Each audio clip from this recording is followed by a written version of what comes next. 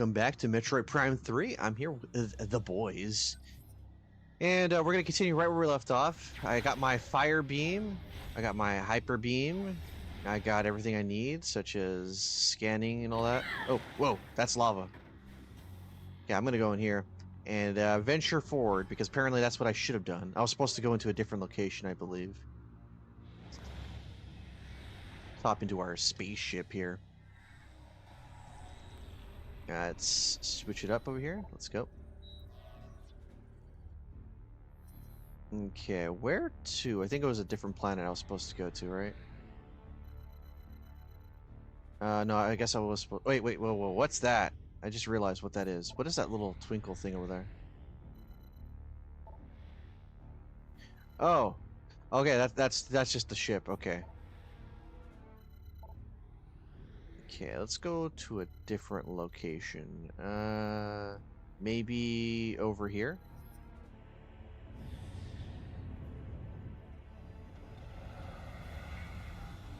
Nice ship, though, I must say.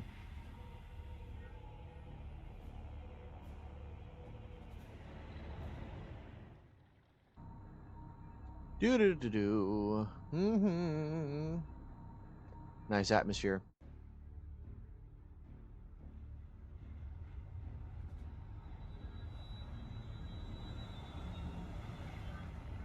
Okay, I'm gonna check this area, the map, to see if there's any places I've left untouched, because we have the fire beam with us, and this should be more than enough to melt any ice if there's any. Let's see. Nope, this place looks completely searched through. Okay, so this place is not the location to go to. I just gotta make sure I go to a place with missing rooms, so that way I can see if my new beam can work in there. Alright, let's see. So that's just there. Let's try over here. Actually, there is that spot, and then there's this spot here. I can't exactly reach it quite yet. Let's go over here, see what we find. I'm back. Welcome back. It appears that Ben may have died. Well, we got an hour or two to see if he comes back. Yeah. Just trying to conserve and charge up, I guess. Just I when don't the know case was what getting honestly interesting. happened. Just when the case was getting interesting, bro. We had a lot of people in that call. Like, a lot of people. It was great. Just like the Among Us days. Yeah. What was the less killing? You know, if we had two more people and we all played Squadra, we could make like a custom match and play together. Yeah, that would make the place just as bad as the Among Us days. That'd be fun. Just hating each other. You know, that would be a cool thing for us to play Among Us again in the year 2025. That would be a cool thing to do. Figure out how to do those new characters. Makes us great again. I'll be right back. I need to do something. All right, sir. Okay. I'll be right back, Mark. All right, there is And I'm this still room. grounded. Wait, what? What? Oh, there's. I am this. still grounded. Well, what? You got in trouble? Yeah. You grounded me. Oh no, bro! I just told you to stay away from Squadra for a couple of days after that point.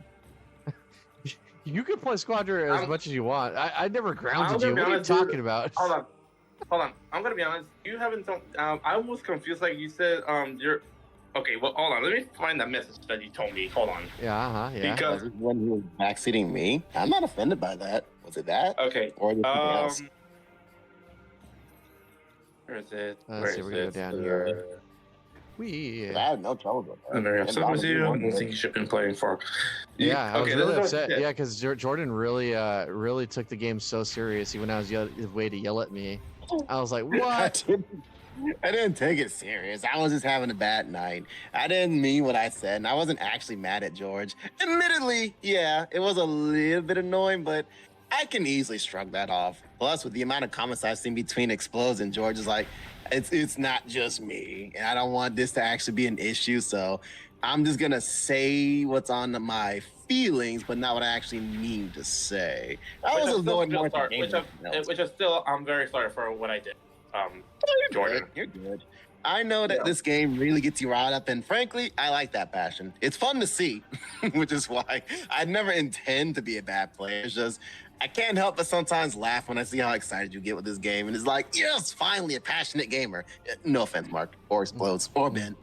I just like the fact that we got one hype man in the group with this game. Well, not that Mark is bad at that. It's just George is really passionate about it, and it's like, oh shit, we actually got one of those in the group. Nice. I thought it was only existed in animes. Cool. Like this man takes this straight to his soul serious, and I love So that. yeah, right here I found a message that I don't think you should play. You should been playing with a group for a while. Yeah, for To a me, while. I That doesn't think- mean I that doesn't mean like you're grounded. How does that For me, translate it to is you're not grounded? So I just took it literally, and I It just means just do it without us. You can play by yourself. it's because Wow. when you say for a while, my head's just like you're talking about for a month or Jordan, you I'll are go George, for a month. George, you are no longer allowed to play Squadra. You have lost it. You are grounded. You are not allowed to play for an entire year, maybe 2. It's like I don't know. I don't know where that came from. No. You're saying it wrong. You're saying it wrong. You had to say it more like, George, darling, you know we love you, but I'm afraid you'll have to discontinue playing your silly little game for about a year, maybe 2. I'm sorry, it is for the best. You know what it is like, right? Okay. The game hums in approval with my decision. that was actually that. I'm gonna be honest. That's actually impressive, Ben. How you do it? That's actually really impressive. George wants to marry I'm glad Ben's my voice voice. acting is you're like, Yeah, George wants to marry Ben's voice of Francisca. That's the closest he'll ever get to his waifu. Yeah. Add that one just for you, George. To be honest, look, I like Francisca's voice, including Ben. They're freaking amazing. Ben, I'm surprised that he did. What is it? He mixed with Germany or German or I. Or is He it does British? Russian, but she's supposed to be German. Yeah. Because the way Ben I made sounds- her a Russian accented lawyer. Yeah, You know- he's combining like a Russian, a Germany together, which somehow Excellent. it works for her. It could work. I may have brought the chef back into the game. Hang on. Let's But- see. but yeah. Don't worry, George. But yeah, I'm taking the grounded seriously because like I mentioned to the captain before yesterday. So, like I mentioned before, when I mentioned this to Ben, Jake, and the captain, Yeah. I do have an angry itch, Ah, mainly with the game, mainly with competitive Competition. Oh. I mean, everyone Yeah. has a competitive spirit.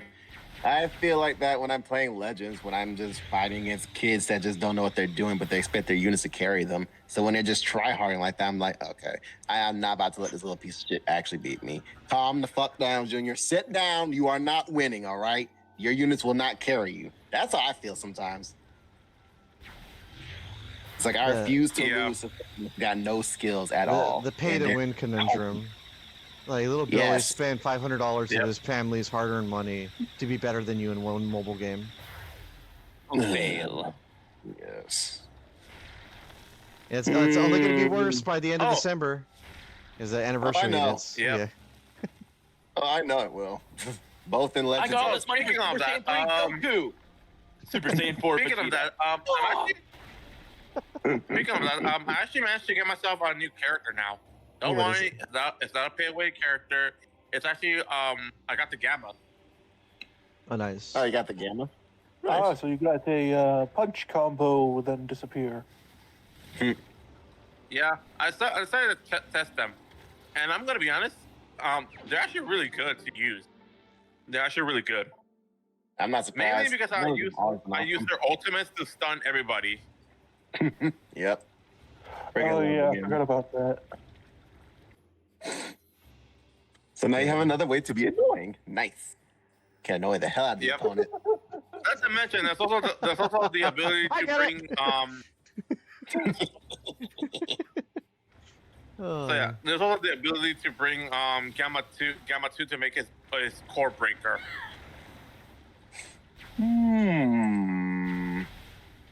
Don't mind yeah. me.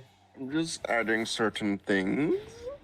Oh, so I don't know what it is, but Super Saiyan 4 Vegeta's his face looks weird. to Yeah, me. he I feel looks like they ugly. look He looks better. ugly. He looks ugly, man. Right? It just looks weird. Ugh, I don't like it. Yeah, but he's gonna be But good. it's so He's gonna be a good accurate. king. That's for sure. He's gonna be Accurate. amazing. I They think it's extended the his red. widow feet. I mean, I know Super Saiyan 4 is all about the red fur, but honestly, back then in GT, it was such a shock to see him in Super Saiyan 4 that we all just accepted that as a design. But looking at it normally, the lighting is a little bit different, and it might be the Yeah. style that made Yeah, it a that bit show more was a bit slimmed down, but grungy it's at that point. Mhm. Grungy because color. you know, like from going from Z to GT, it was kind of a similar style back and forth. But then going to Super, it's so polished, it's so clean, it's like it's bleached practically. Oh, And yeah. then you look at So to see Super Hero. Saiyan 4 in Super style is just ugh. I mean, that fur just looks like they're wearing a skin-tight coat now. It doesn't look like it's ugh. If you look at Super Dragon Ball Heroes, that actually sums it up completely. Like Super Saiyan 4 Limit Breaker. I just cannot get over how dumb they look. It's just no. And even Super Saiyan 4 Vegeta, which I thought was gonna be cool, just no. Well, Super to be honest, Now, honestly- that was Xenoverse. That's And Xeno rather than Vegito. Super Saiyan 4 and whatever Broly. is also a little weird. Gogeta. Yeah. Super Saiyan 4 Broly. Oh. Oh. Does Broly have green fur? That's what I was about to say. Like, No. does he have No. green fur? Because No. that'd be No, fun. No. red fur. It's red. No, I mean in the remake Super Saiyan 4. Oh, Daima Goku. Daima 4. Oh, Yeah. Daimagotsu. The big fist, I the don't big like it. Hulk fist. I don't like it. Eh. I like Super Saiyan 4 I like that, Goku's yeah. better from Even GT. ignoring that, it's still weird. Which I funny do enough, like this that reminds- color, though. Which funny enough, when you guys mentioned the hands, I also brought up the freaking where's the image that I showed in the past. Continue. I'll try to find the image that I showed everybody. Hold on. Where is it? Where To is be it? honest, I don't dislike Super Saiyan 4 Daima I thought his big mitts were weird at first, but honestly, I kept comparing it back and forth between Daima Goku and original GT Goku, and I'm like, I do like the hair and eye color just slightly more than the originals, like 2% more, and that's about it. I like both of them. I always think Super Saiyan 4 is the most interesting and coolest looking version of Super Saiyan out of all of them, but I think I like Daima aesthetic just a little There it bit goes. more. Right there it goes. I found it. I managed to put it in the chat right now. Let me see real quick. Yes. Yes, this is accurate. That is accurate. Yep, that works. That fits. Oh, that one. Honestly, yeah. the thing about Super Saiyan 4 is the fact that it's like, okay, they have this reddish fur and therefore tails. I think Vegeta's might have been a darker color with his fur, or maybe black, I forget. But then their hair is black and their eyes Yeah. are an incredibly different color than what they've had originally. Goku had Yeah. yellow, Vegeta had like a turquoise kind of eye. It's like, what is going on here? Super Oh, Saiyan was very simple. Vegeta had Just a golden hair and blue eyes. Or green eyes. Bluish green eyes. That was it. Why Yeah. did I mean, that's why very, did very, Vegeta very give simple. Vegeta a mullet. The mega I didn't mullet. understand. It was like, first of all, they gave him Oh. a buzz cut, which lazy ass people just did not want to do his hair. So then they had to, I'm assuming, get What is Toriyama it, back to Jordan? actually make Super Hold on, I Saiyan 4 think I'm Vegeta. freezing again. Toriyama designed the mustache at the least, supposedly. I freaking hated that. He looks By the so way- weird. Maybe if But he the had his mustache is so hairstyle. great. I like the mustache. If he had his regular hairstyle, maybe. But Ben. that buzz cut ruins Vegeta. I can't never like that buzz cut. Yes, that too, George. Yeah, the buzz cut is I- weird. I like the especially mustache, considering too. that Saiyans aren't supposed to be able to regrow their hair. Yeah. Yeah, somehow Well, Super maybe Saiyan 4 Bulma gave found a way more. around it. If anyone could find How? a way, Bulma could. She drenched him in moon juice, and that could somehow extend his hormones to gain even more hair than before. Moon juice. That sounds like something they'd break out during the bubble bath time. I mean, maybe. Forever let it be established that Vegeta is a milkshake man. Fucking, I will say, I love Daima just humanizing Vegeta more and more. I was so scared thinking that, oh god, it's just gonna be Super 2.0, where it's just the Goku and Vegeta show, and Vegeta's just gonna be Still I'll so. never let you was. take a bath with me again. No, not necessarily, because it wasn't just Vegeta just being All so three straight and sequel serious series that. humanized Yeah. Vegeta in different ways. I mean, it was more comedy than I was expecting. Because, in my opinion, Super just had lackluster jokes. I felt like they were trying to pull from other anime tropes, which doesn't work for Dragon Ball. Dragon Ball has always had its own style of things, and well, now that the lifeblood is gone, rest in peace, Toriyama, I'm only gonna expect action because Taro, his action scenes are great, but comedy-wise, I don't know. I've yet to see it too much. But Dragon Ball's best. Dragon Ball Dragon Ball's is best not when it has more than slapstick. just action. People just seem to forget that because funny men punch hard. Yeah. Well, yeah. Therefore, the jokes have to make sense. Therefore, it's like, oh, it has to be mainly slapstick stuff. Like, like when they bend over and just like slap their ass, just like, hey, come and get me, a jackass or something. It's like, see, that kind of makes sense. It's all physical. It's all shown. It's not about like making the verbal joke and hitting the punchline. It's literally oh, this guy's powering up super powerful, but then it turns out, oh no, I was just sneezing. And then it's like, what? Doing the fake out and then doing the whole, they fall to the ground bit. It's like, that's more Dragon Ball Z style there. yeah, Yeah, and the Ariel, the Auralis part was beautifully done with that. Yeah, honestly, the best parts of Super were just the filler episodes. I still think the best saga was the mini saga, the Gathering of the 10 Warriors, where we finally get to see the Z Warriors, and it's just Goku going to recruit them, except for the TN episode. Except well, Yamcha. Poor No one Yamcha. cares about Yamcha anymore. No one cares about At him least in anymore. the manga, Bulma mentioned him during that part of the arc, but only she thought of him, which it could have still worked. All Yamcha would have had to do was just hide out under a rock the entire time, and then, as a joke, when it seems like everyone's falling off, Yamcha just crawls out of the rock and he's the one that saves the universe. That would be a Toriyama thing, I feel. Just Yamcha wins by doing nothing, but just hiding. Yeah, because honestly, Krillin is way more powerful. It's like Krillin would not hide behind a rock unless, well, potentially he could. But He Krillin could, honestly but just puts he's himself not out there. trying. Krillin goes in, ball swinging all over the place. He don't care. He Yes. knows what's on the line.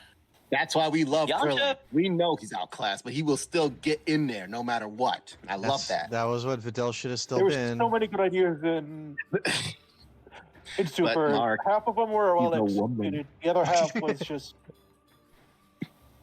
And I Toriyama's feel not like good they with honestly women. had a missed opportunity for having Majin Buu be on their team. It's like, really? You They did that brought on in purpose. No, they Roshi? did that on purpose because Majin Buu was too overpowered for that. He's too strong. He would win the whole thing. He could turn his opponents to chocolate. He doesn't have to eat them. As long as they're chocolate, they can't do anything. He could Not absorb to them. mention- He doesn't need to fly, and since he can't regenerate, that means he could literally just probably tire Jiren out until the final countdown, and then it's just like, oh, 2 universes left. It's a tie.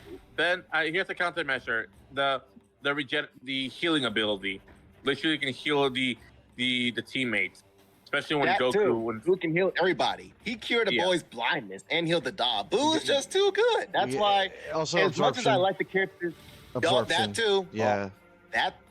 Oh wait, no, not even just gaining their powers. He can just do what he did in GT, where he just kept Mr. Satan and Pan inside of his body and just cocooned them, but didn't actually take on their powers. Boo could just do that. And All win the right. whole thing. But he didn't even counterpoint. steal the powers. He just looked at him and said, "Your power, my power." Yeah, pretty much. Well, then I they have did one- that on purpose. Yeah. yeah, I have one counterpoint to all that. Then Topo as God of Destruction. Then Why? here's the thing: he was Oh, fully yeah. ready to destroy and kill. He was fully ready to kill. He would absolutely have used that against Boo if that was the case. He wouldn't have minded If wasting on Boo- Vegeta. He would have if if if wiped Boo. Hold on. If Boo called Topo Sure, off guard he's qualified. on his Yeah, normal that's it. on his What are they base gonna do? form. Well, yeah, I he'll mean- be disqualified and he'll be cut out. But you know what? They wouldn't have Boo, which means they still had Jiren in the corner. And since they didn't know about Ultra Instinct bullshit, he probably would have thought, you know what? It's well worth the price to get rid of this cheap code. Because they threw in Topo anyways, and it's like, oh, come on. You already have Jiren. Now you need another thing?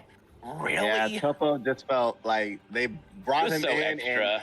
and he felt very extra. Like they just brought in a god of destruction out of nowhere. And it's just like when he first appeared, who the hell's gonna stop him? Then all of a sudden when Vegeta's fighting, it's like, what the hell? How is Vegeta standing up to him? I know he's the second strongest, but seriously? All of a sudden Vegeta can now stop this god of destruction? I am finally Who's the feeling the fourth? power of anime BS. And he's the third strongest guy I know. Who's the fourth? Actually, yeah, you know what? I just thought about that. Technically, would Vegeta have been the second strongest? Because Goku and Frieza actually did have a mini a showdown before the tournament started, and they were evenly matched. So does that make Vegeta actually the second strongest or the third strongest? During that part, I mean. I think Vegeta I think Vegeta still holding the second place. Frieza's in third place. I would Well, have to say Goku and Frieza are first, and then Vegeta's still second. And then It's we a got to tiebreaker. worry about the manga because Black Frieza you know, exists. honestly, I just like to think after Yeah. the tournament arc that it becomes canon.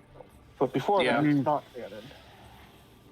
I mean, yeah, but I mean, for what it's worth in the manga, that stuff that's canon, I do love the fact that, again, superhero. I love everything in the superhero arc that is technically canon. Again, with the Gammas being as strong as Super Saiyan Blue, if not Super Saiyan Blue with Kaioken or Evolution Blue. There's somewhere between that level because Gohan was still able to go toe to toe with Gamma 1, who was still actually holding his own. Gohan was in the lead, but Gamma 1 was still actually hanging with them. Whereas Gamma 2 versus Orange Piccolo, I want to say he was somewhere between Super Saiyan God, because he wasn't too far behind Gamma 2, but he wasn't actually close to him either. Even But before the transformation, Piccolo was doing very well against Gamma.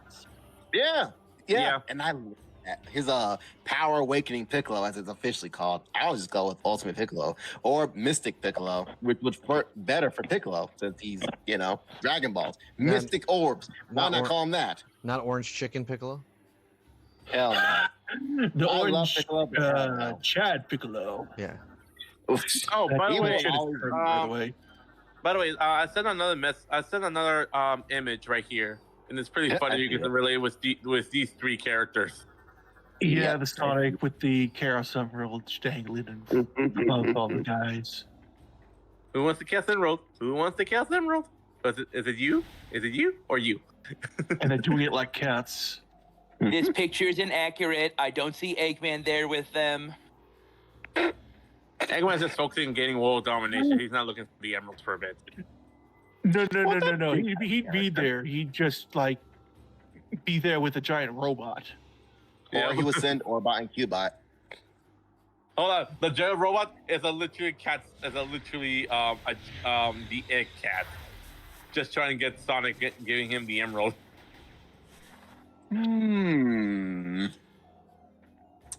Oh yeah, what's this about Sonic Rumble? I keep seeing it on YouTube and in Playground. Yeah, it finally came out, but I just don't have the motivation anymore because it just took way too long. Yeah, tried it. I'm it's gonna be kind of honest. boring. It's kind of boring. I'm gonna be honest. I tried it for a bit. I did not like it. It's literally like their version of Fall Guys. Like no joke, it is like their version of Fall Guys. But unlike Fall Guys, at least they could do spin dash and try to steal rings from their opponent. Was Fall Guys ever really that popular? I remember it felt like a fad. It was a fad. It still sticks around because they're owned by Epic Games and they're pretty much financed by. It's loved, but it's only got the target audience now. Yep. Yeah, it just felt like it came and went to me. It's like it was here for a while, then it's just gone. Or it's still here, but I just never noticed it in anything big. Also, a new console is coming this year or next year. Oh yes, the Gabe Cube. Is that what you just posted? I like how you called it What is Gabe, this the Gabe block? Cube, like Gabe Newell. Yeah, that's Yeah. what everyone's calling it, so The it's not Gabe my Cube. original joke. Okay, all right. What is Yeah. this block? At least this one you can play a lot. You can play PC games, like the entire Yeah. PC library. But does it let you add into the disc or a cartridge? It actually doesn't. It actually hold on, I'm trying to remember quickly. Can I use my Game Boy adapter to trade Pokemon between my Game Boy and GameCube like the olden days? Because Oh, Nintendo will not allow you that. That's for sure. Nintendo will not allow you. Failed device. Nope, it doesn't compare to the original. Hold on, but it does. You can actually use different controllers on that console. You don't have to use their controllers if you want. If you want. Yeah, I that's still true. Ugly. trade Pokemon. That's the problem. I can't trade. So yeah, you can connect to any type of controller into that console. But I can't trade Pokemon. What's the point? Your point is can't stop being a little baby and play like a good man. Now go back I and play like a good man, but only when the game allows me to play like a good man. If it's restricting Then me, then I play- can't be a good man. Then play TF2. Then go over there. Go play with Scott. I have one, and I proudly carry that with me. Anybody else play the Air Raiders game, the best kart racer? Which one? What?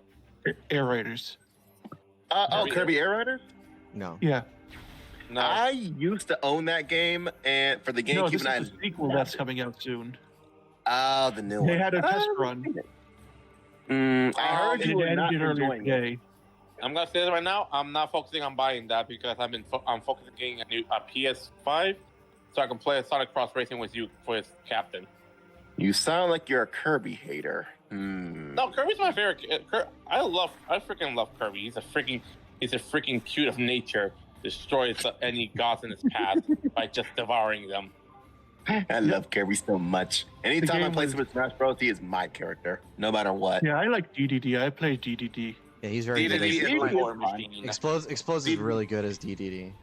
It's Really? I He's- love he- DDD as well. he's my rival. We call him Big D. No, we don't. I mean, we could. We will not No. know. Well, when the ladies hear me, all they hear is the big DDD. Must we? We must. The game, wonder- by the way, is very chaotic but very fun. It's like Sonic Riders if they actually still cared about it. I take it. Yeah. Do they have Galactonite in there?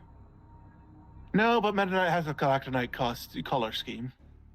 Damn it. I want the actual Galactonite. Meta Knight's own rival. The anti-hero has his own anti-rival, and I like that. It's confusing as fuck as to where he comes from, but I still like them from Kirby Superstar Ultra.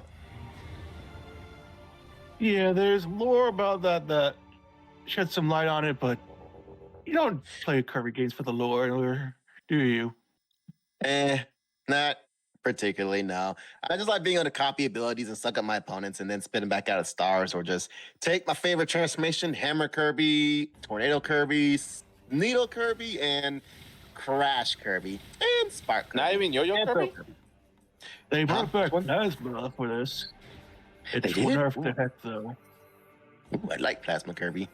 Wait, is Tornado Kirby in this one? They haven't shown it yet, so I don't know. Damn it. I love that one. Tornado Kirby's just wind power, but I love them. Probably my Also, least favorite I'm is gonna- probably Rock Kirby. Also, I'm gonna say this right now. Xbox is the Microsoft. What the heck are they doing with the Xbox right now? They're doing really bad now this year. I hear they're surprised going they're to still be using getting it. out of the console market, but I've yet to see confirmation of it. Honestly, that's- Xbox well, just sure. never does good in Japan, so I'm surprised they lasted this long. First of all, here's the thing. First of all, the way they did to the Xbox Ally, what the heck they were doing? Apparently, the new console, the handheld console, cannot play none of their library on their own console. Like literally, they cannot play their own library. They have to play like freaking where was inside of the Xbox Ally. Currently, the the point? only company to ever do a handheld successfully that isn't named Nintendo is Steam. Yeah, and Steam is doing great at this point. Oh yeah, I know Steam's doing great. I don't see it actually bombing anytime soon. Yep. Meanwhile, Also, I've seen a lot of people getting upset that the GTA 6 is being delayed again. Honestly, if it's a good game in the end, which is questionable No, because it's just. And I'm gonna say this right now. I am not a fan of GTA 5 at all. Never been, never have been. But you What? get attacked by dogs and cougars.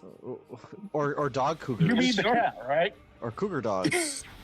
You mean the cat, right? Sure.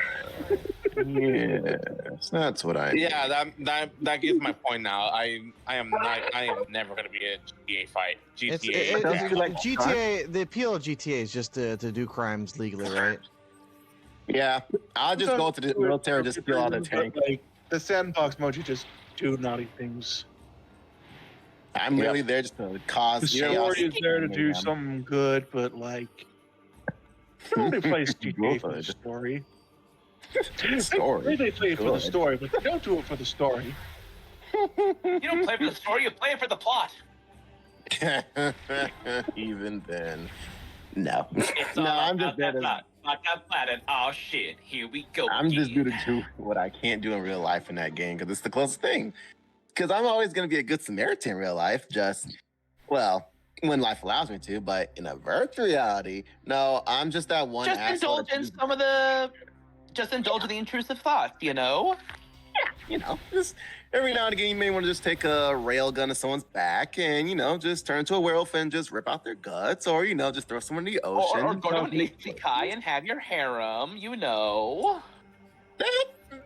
Well, either that, I'm or, starting to regret. Like, I'm go starting get to the better regret this sex love friendship. and, watch the world unfurls around you. You know, normal things. I'm sorry, what? Well, Look, don't you need a Flamethrower. truck to get a harem? You need a very specific type of truck for that. yeah. And I you was like, don't even well, know. we You have- don't even that's know we if have that harem ways. actually loves you for you or the stolen goods that you procured.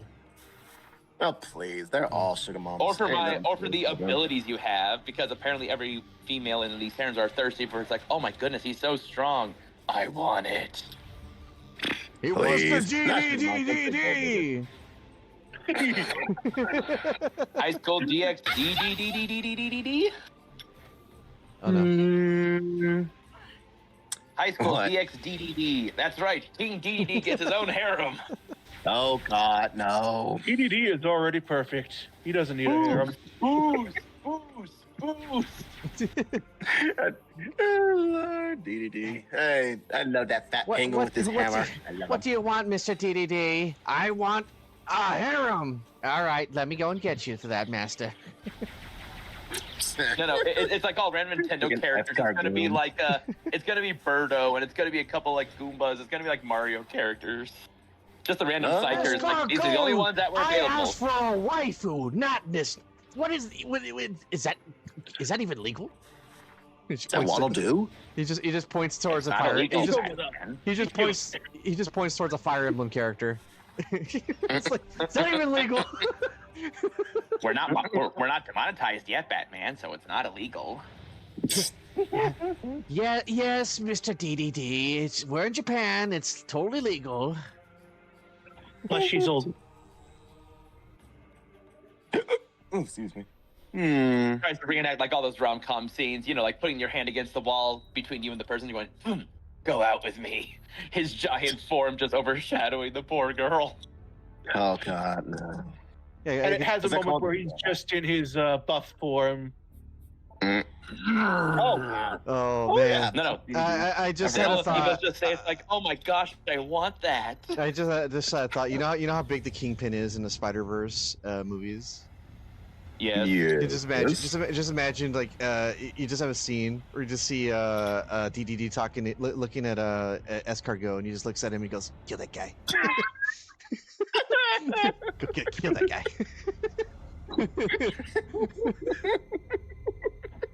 Nah, I can Well, see that. Optimus, looks like we gotta kill another guy. Yep. Hmm. Autobot, If- Simp out. If Kirby sucked up Optimus, how would that work? Could he transform and then have a second transformation? How would that work if he sucked up an Autobot? He would just get the honestly, battle he'd axe. probably Turns get into a wheel toy ability. car. He would just get the battle axe. Turns That's into a the- toy truck. That or The battle axe. that's if he eats him in the robot form. If he eats him in the car form, he just gets wheel ability. Yeah, that would probably. Oh yeah, be like the it. car, the Kirby car. He turns into the Kirby truck. Oh, yeah. Oh no, he'll turn into Kirby Truck Coon. Oh no. He will, Oh, Lord. his special power when he hits a Waddle Dee is he sends him to an isekai. Mm, And mm. that isekai will be his belly. Mm. I always thought they were weird but funny. But then in that one episode of Kirby Right Back At You where it shows how they eat, they're just void mouths. You just put anything in front of their face and they just get slurped in like Kirby.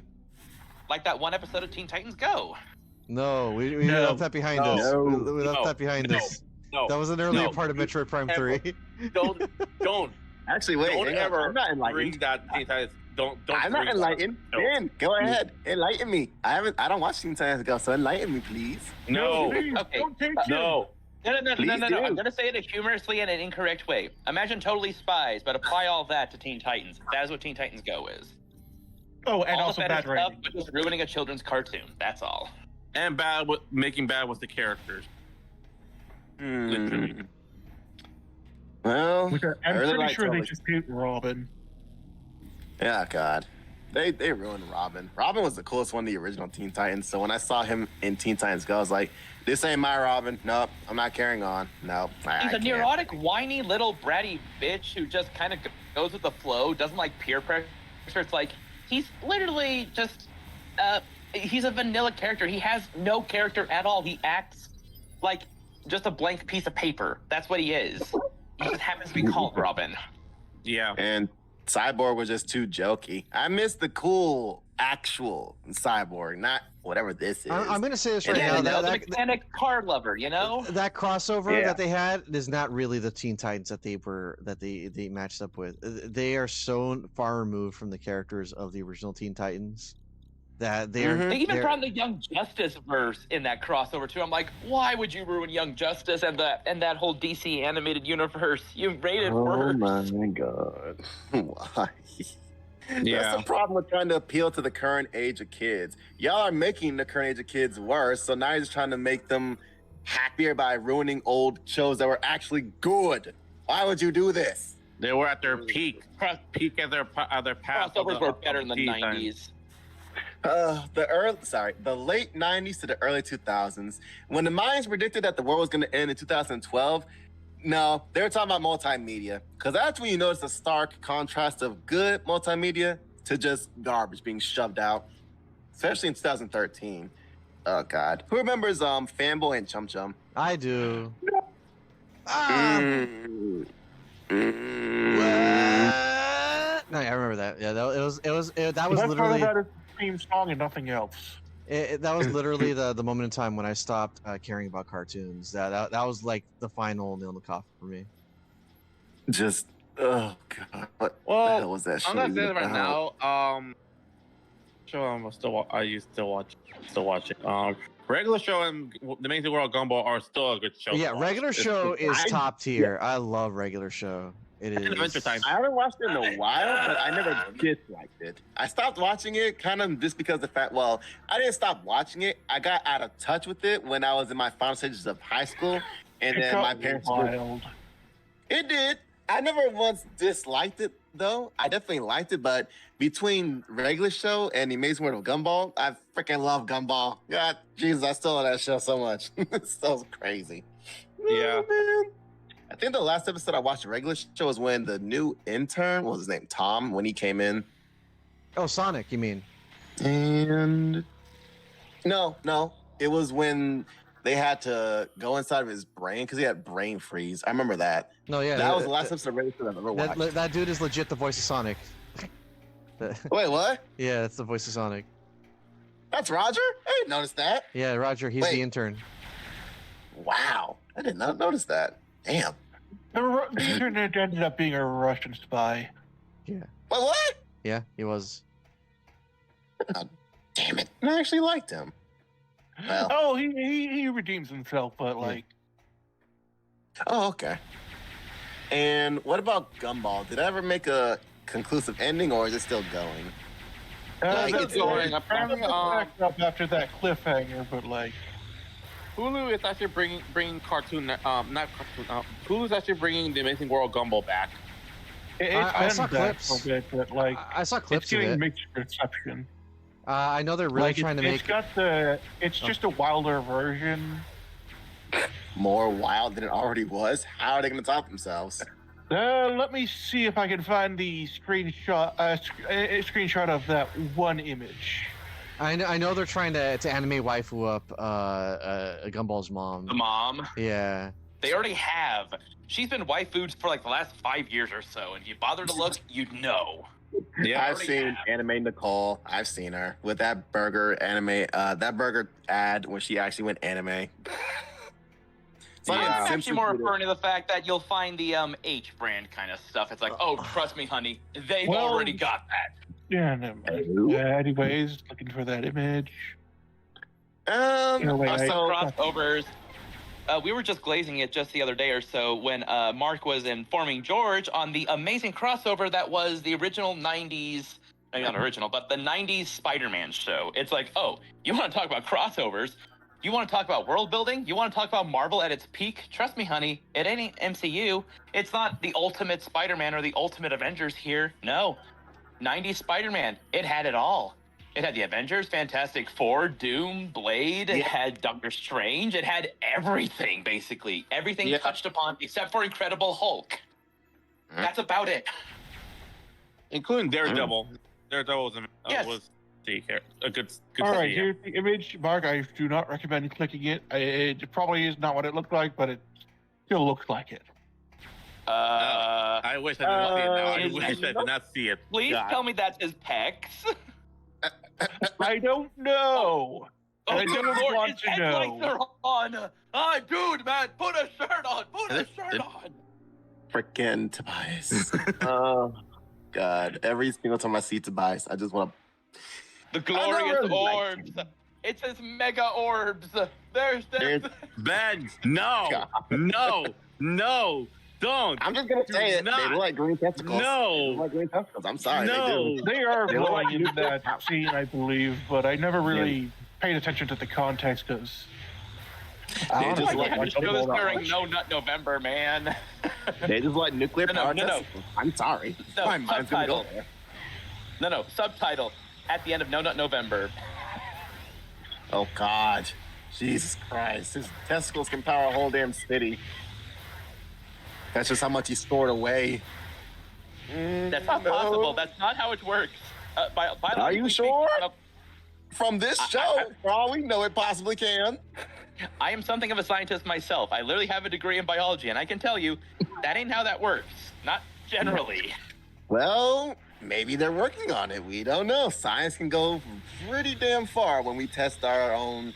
Well, sure. we've If already you're a tested it. hentai biologist, maybe that makes sense, but this does not. Ben, are we sure there's not one on the show? I mean, look at what they've done all these. I Oh, feel yeah. like there's way Oh, too yeah. This a is good way cartoon too much. crossover. Okay, this is way too much. So, But- also, I forgot to mention that Spider-Man show also had 93 X-Men, it had the X-Men show in it at one point. It had a mentioned that. Yes, you did. The thing is, I'm mentioning it again, and that's what makes it good. I only heard Ben mention it. Ben mentioned it first. It was only Ben. I didn't hear anybody else say it.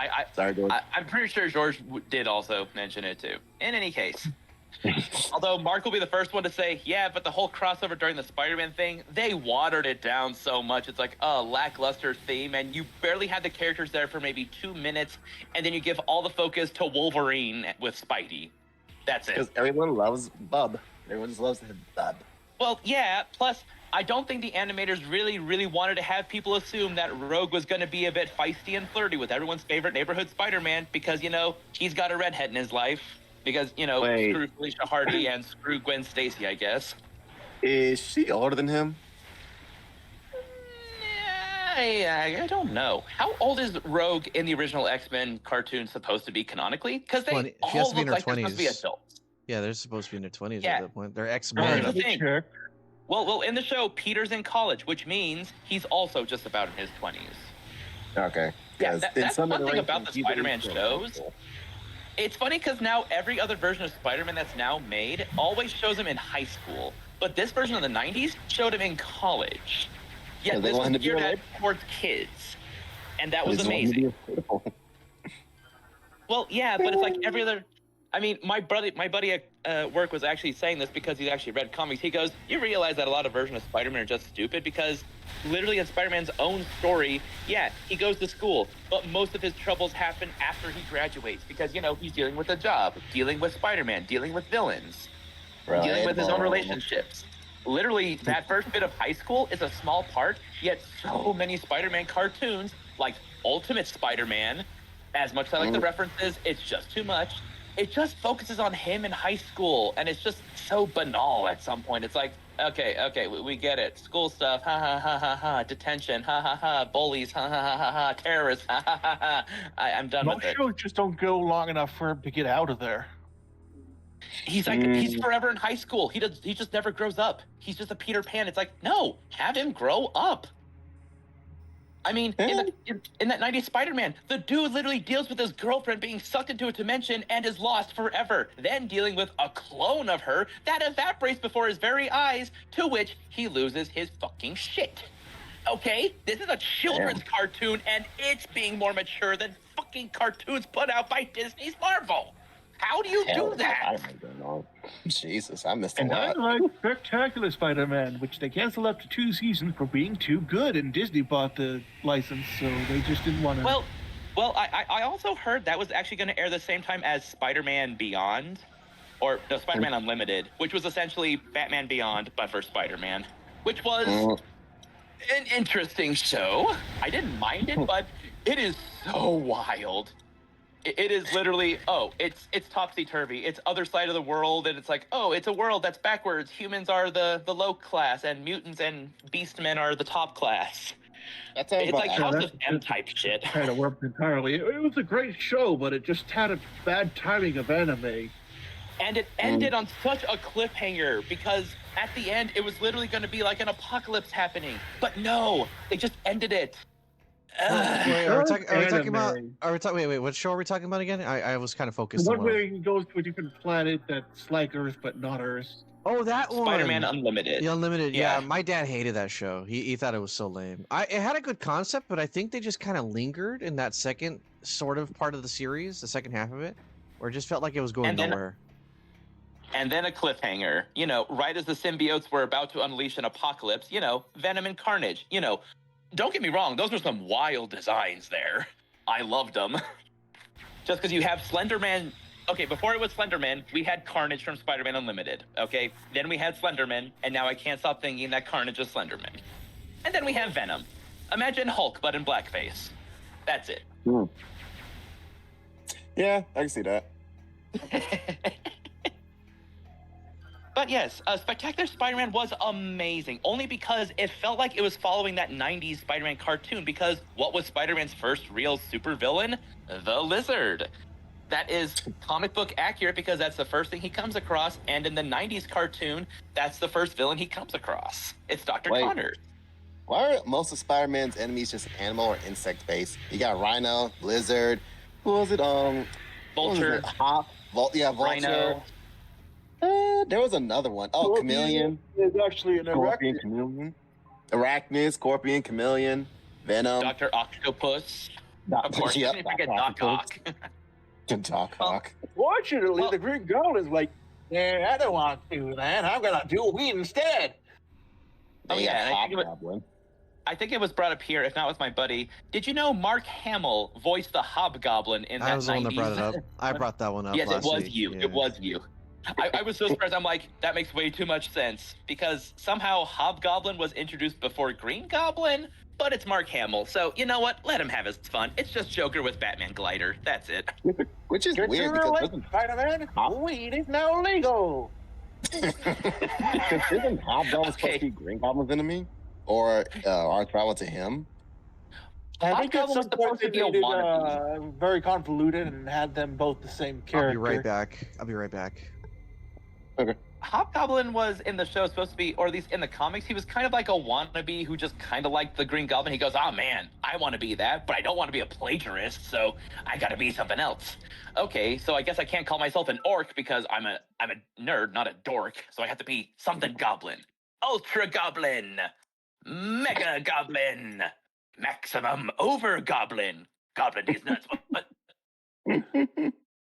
No, I could've he sworn could there have was- called himself the Mind Goblin. Mind What's that Goblin. stand for? Mind Goblin these nuts, Spider-Man! Because I could have sworn there was one iteration where it was actually Harry's son who just became the Hobgoblin to stop him. No, that In the happened. cartoon, that was originally supposed to be that way, but like they just made It happened. Norman instead. No, it was Norman, but then later on, Harry starts kind of hallucinating because Norman got caught in another dimension, so he speaks through mirrors, kind of like how Spider-Man, the live-action Tobey Maguire ones did. But yeah, Mhm. Harry kind of becomes the Green Goblin for a little bit in that animated one. And then, then we had the whole trilogy with Tobey Maguire, and then Spider-Man, the Ultimate Spider-Man series, it's hot garbage. I mean, if you really want to turn off your brain, just go, oh look, reference here. Oh look, reference there. Oh look, it's the Avengers. Oh look, it's this. It's like, what is even happening? Then they had a season called Web Warriors, where it's like, oh, here's different iterations of other characters that are Spider-Man. You have Miles Morales. You have someone else in the Iron Spider outfit. You have Agent Venom, and you have Spidey. And it's like, what the hell is happening only here? thing It's like an fun about Avengers that, I 2.0. Where is the Green Goblin design being a big buff guy? It just works for some reason. Yeah, it does. I mean, it's like Bane. He's more like the Bane of Spider-Man rather than the Joker. And you know what? That makes sense. Because, he has all this tech, yet he's supposed to be this crazed maniac. I mean, why Mhm. not make him a buffed up, souped up little hobgoblin? In fact, let's not call him the goblin, let's call him the troll. Because let's face it, goblin be trolling. Yeah. It was a good design wasted on a horrible, horrible show. Yeah. Also, I didn't like the fact that they just literally had this whole moment back and forth within the seasons. That it's like, oh no, here's Norman Osborn. He's normal. Suddenly, oh no, he turned to Green Goblin. All of a sudden, oh yes, I'm evil and I have this plan to take over the world. Come on, Pinky. Like Jekyll and Hyde. No, no. I hate it when people do that. Listen, it's not a split personality with them. They make it that the split personality. It's like, how the hell does that happen? Even the Hulk isn't necessarily Hulk. Heck, The movie made it so.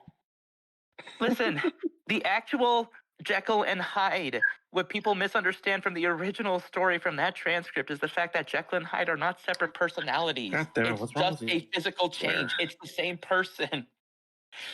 So people misunderstand the whole Jekyll and Hyde thing to mean multiple personalities. That's not what it means.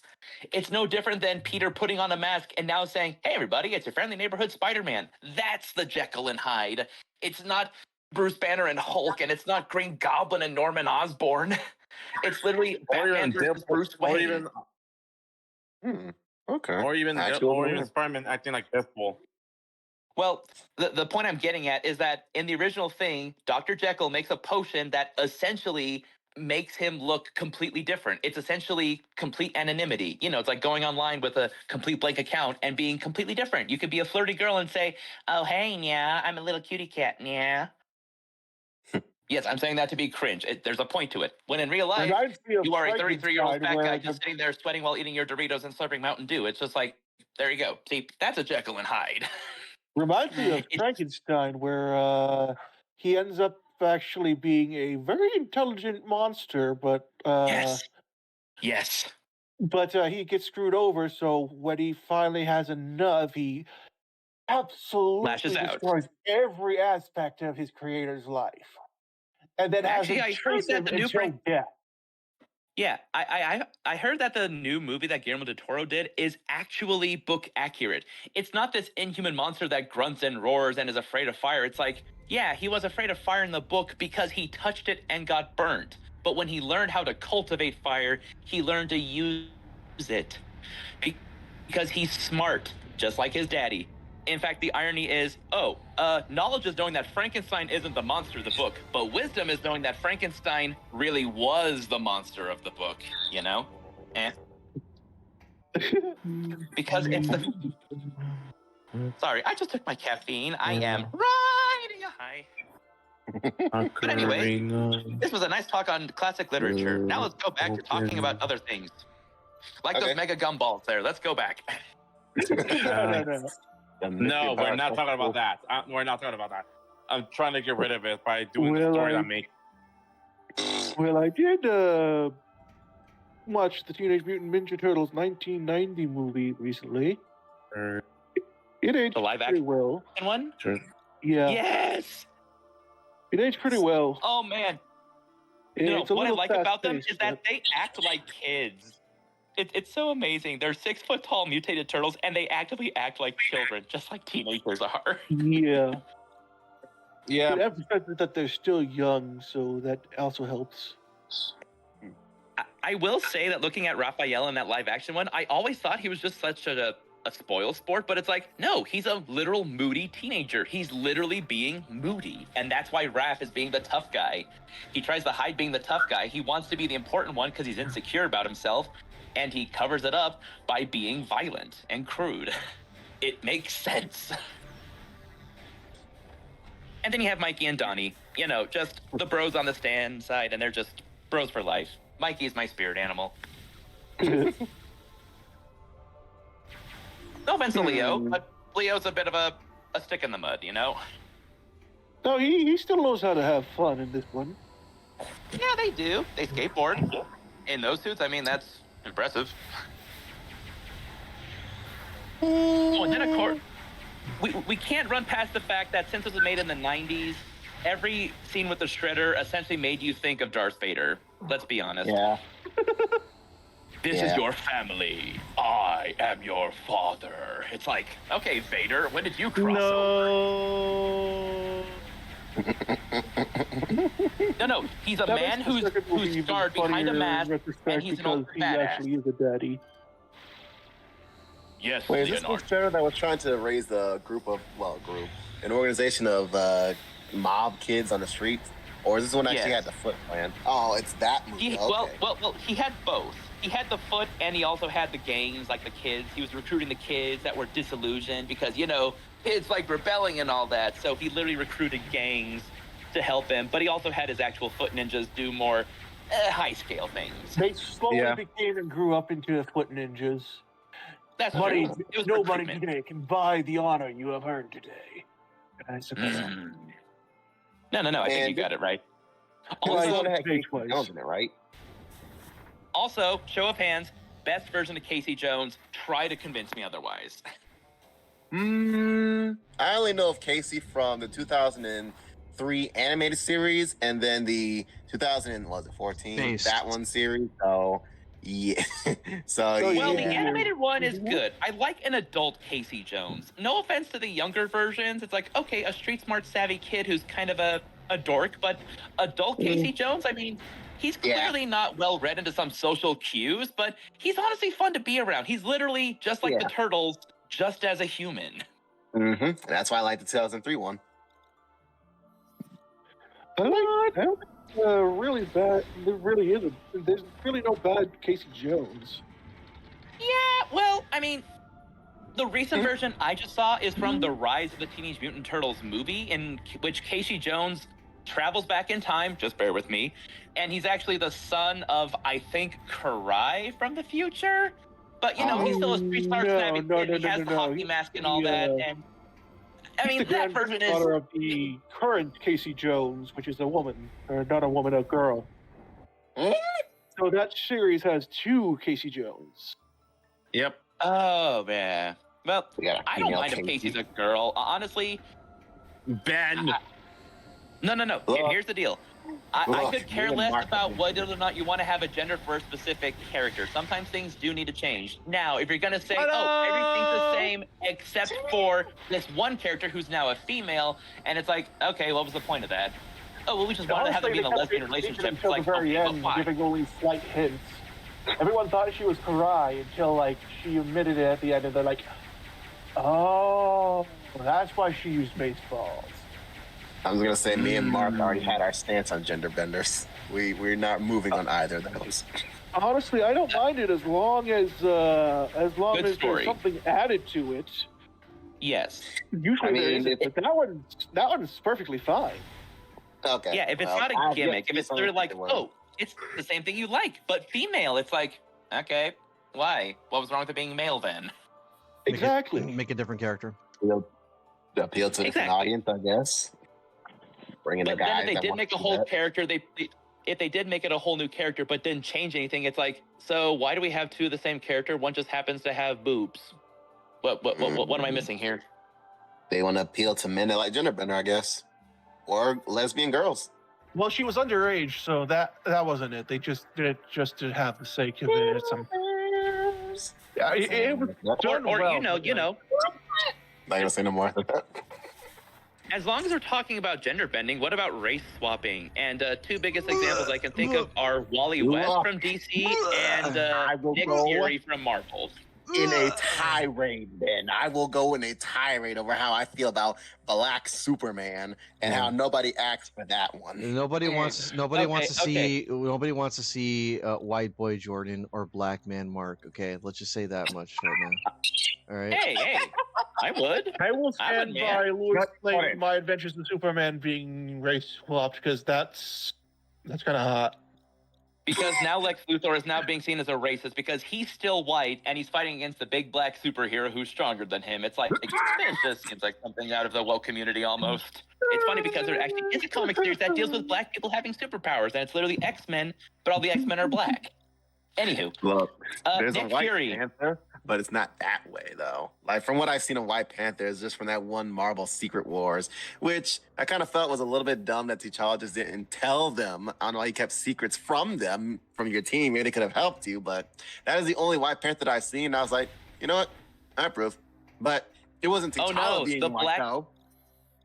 DC Comics, the Black Lantern Corps, they're all evil and they want to kill people. Oh, then there's the White Lantern Corps. They're good and they want to protect all life or something. Actually, no one ever talks about Panther is that. actually black, by the way. Yeah.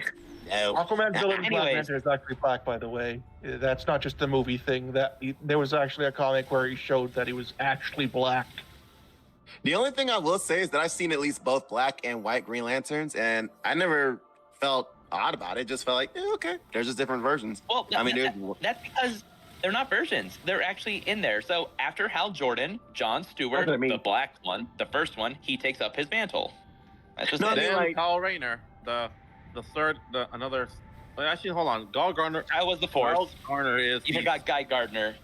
Gal Gardner, But and that's then it's like a whole Then organization. Jessica Cruz, It's and not just one then- person that's changed their race. Yeah, That's then what I mean. Jessica Like, Cruz came. And Because then they we got need the a female most modern one, which is to replace the original that. yep, Kyle Rayner, the I think that he's the fourth. Yeah, the fourth. Yeah, he's after Guy Gardner. But that's because, you know, Hal Jordan got caught with a case of depression and fear and became a superpowered villain who could one-shot Superman. Nobody talks about it. what? What did I miss? So here's the thing. Well, he killed the entire Lantern Corps, so there's a reason why Well, nobody wants to yeah. talk about it. Listen. yeah.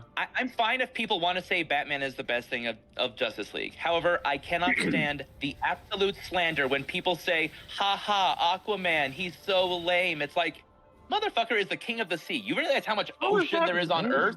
This dude can Another do one- all of that at least- and is as strong as Aquaman's cool. Superman. Hold on. Yeah, Hold on. Aquaman's awesome. At least Aquaman is doing better than how Namor I don't has been think he's doing. as strong as Superman, but he is more than bulletproof.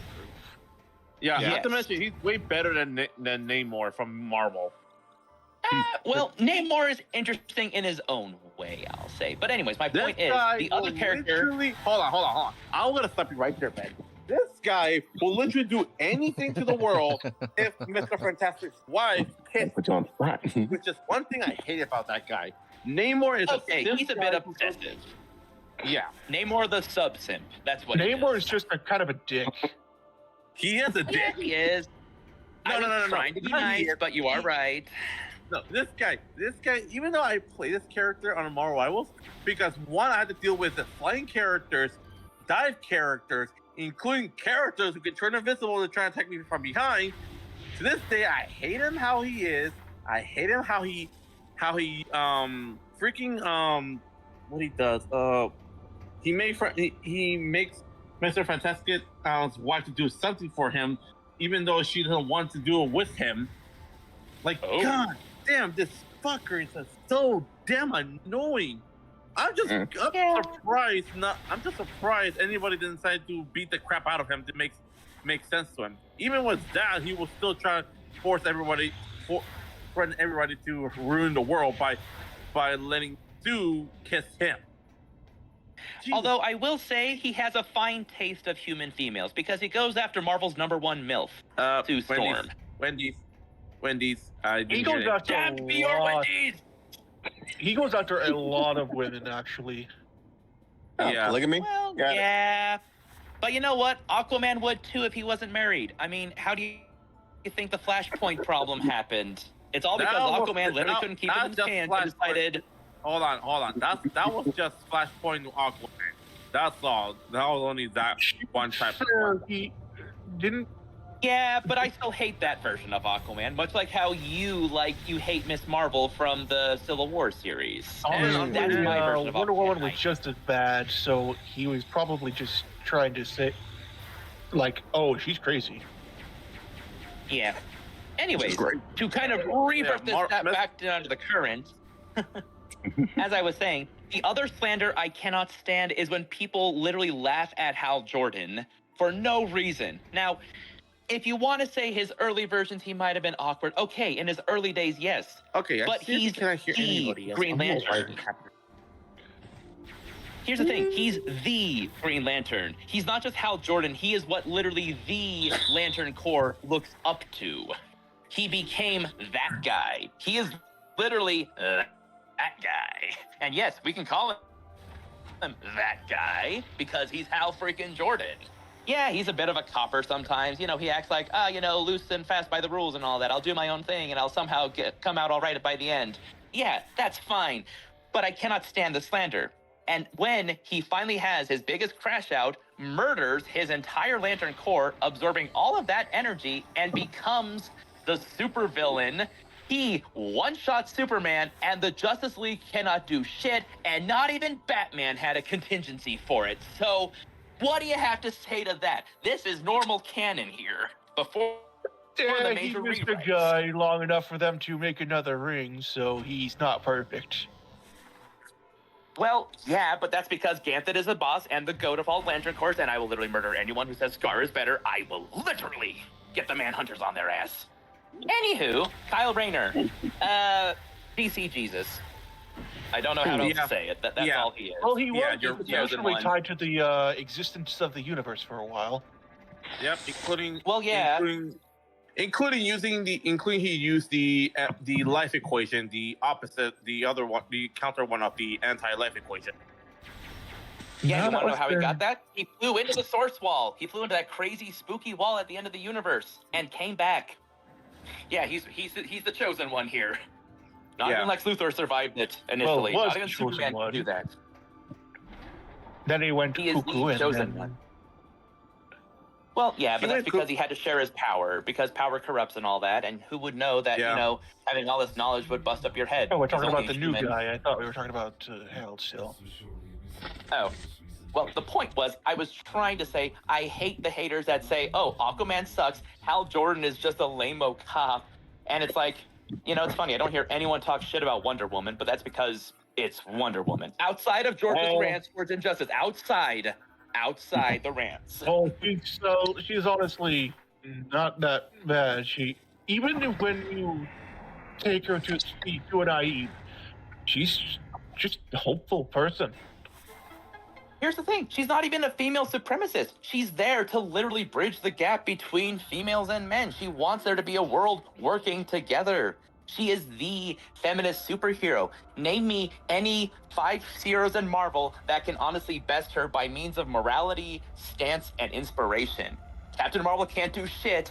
Rogue is interesting, but let's face it, probably shallow at best when it comes to being a hero. Not to mention she did terrible mistakes, like the last time she let Gambit died. Well, yes. I can't think of many other Marvel females. Storm could probably be a contender, but that's only because she's going off of Xavier's will. Sue Storm is, well, not exactly much. Like I said, Marvel's favorite MILF. She's a mother now. Huh? I stand by what I said. Marvel's favorite MILF. It still stands. Good, Emma. Especially after Marvel Rivals. Oh, trust me, everyone wants some of that. There's always Hold on, Ben, hold on. Did you know Emma Frost? That's the thing. Do you know about her? Yes, I know about her. She's not as good, and yes, I know what she is. I know what she's all about. Marvel Rivals. Good lord. Yeah. They opened up a whole chain of bakeries from that game. They always been. Oh, And then this her. burger. She's thick. And don't forget about Squirrel Girl. Oh yeah, you know that joke character who, if you look in the comics, she's not even that impressive. She literally looks like a dorky 20-year-old something. I mean, not Hold on, unattractive. They keep but- changing hold her on, design, so it depends on which one you Then pick. I'm gonna stop but, you right like, there. a lot of the times she has a really weird art style. Hold on. I'm gonna say this, Ben. Girl, I fucking hate her. I hate her in that game. You know how many times? Look. Here's the thing. There are some characters that are 1-star characters that is actually like easy to play. These people, when they're starting losing, they instantly bust out the 1-star character to do an easy win kill. Girl, just spam. And freaking Wanda, just hold still. Just hold the click. Hold the click, and then after, just instantly target somebody. George just hates And in the it. comics, she defeated so Thanos. That's comic book accurate though. And Squirrel Girl was literally made to be a joke. She literally one-shots Doctor Doom in one panel, one-shots Thanos off screen, one-shots Galactus in another bit. She was made Actually, to be that was a the joke. pre-friended Galactus in that bit. Point is, she was made to be a joke. I mean, what do you expect from a girl whose name is Squirrel Girl? What do you expect? She's good at finding nuts? Is that it? Squirrel Girl. She knows where to find the nuts. She has a nut sense. She knows when the nuts are near. But that's a little less impressive. Ah, yes, Deadpool, everyone's favorite meme from Marvel. Outside of Batman's contingencies. Meh. I don't hate him, but meh. He's not my Anyways, favorite. I think I had my bit about superheroes there. I apologize for that tangent. I shall be silent. We have not done Well, any well, skips that. for this episode, so you can tell how much we were into this. Yeah, And Mark considering just how like silent Mark was. listening to us, I guess. Mark just isn't guessing his own server. I think he went to get Burger King right now. I know, but like even before that, he was mostly just listening. Yeah. That's what Maybe I he's do. also That's what I was- looking up what to do next. This conversation fuels him. Let me Honestly, think. you should have been there when Jake was having his streams playing with Sonic and hearing Mark talk about it. And then later that night, it was yesterday, Mark just said, we watch episodes of My Hero Academia, we watch Spy Cross Family, and then he says, okay, we're doing a surprise stream right now. I'm going to run through Sonic, and I'm going to show Jake here from the Scarlet Slayer channel how to do this right. It's like, Mark, are we just gaslighting him here? What are you doing? He was essentially bragging. He goes, oh, look at that, and look at this time, and it's an S rank too. I'm like, That wouldn't buddy. be. That might not be bragging. That might just be like. This might just be like seething rage, the quiet rage that he just needs to get out of his chest. I think so. Okay, I can understand that, I suppose, because honestly, you see someone that's in the same field of passion as you, and you see them a bit lackluster. But here's the thing.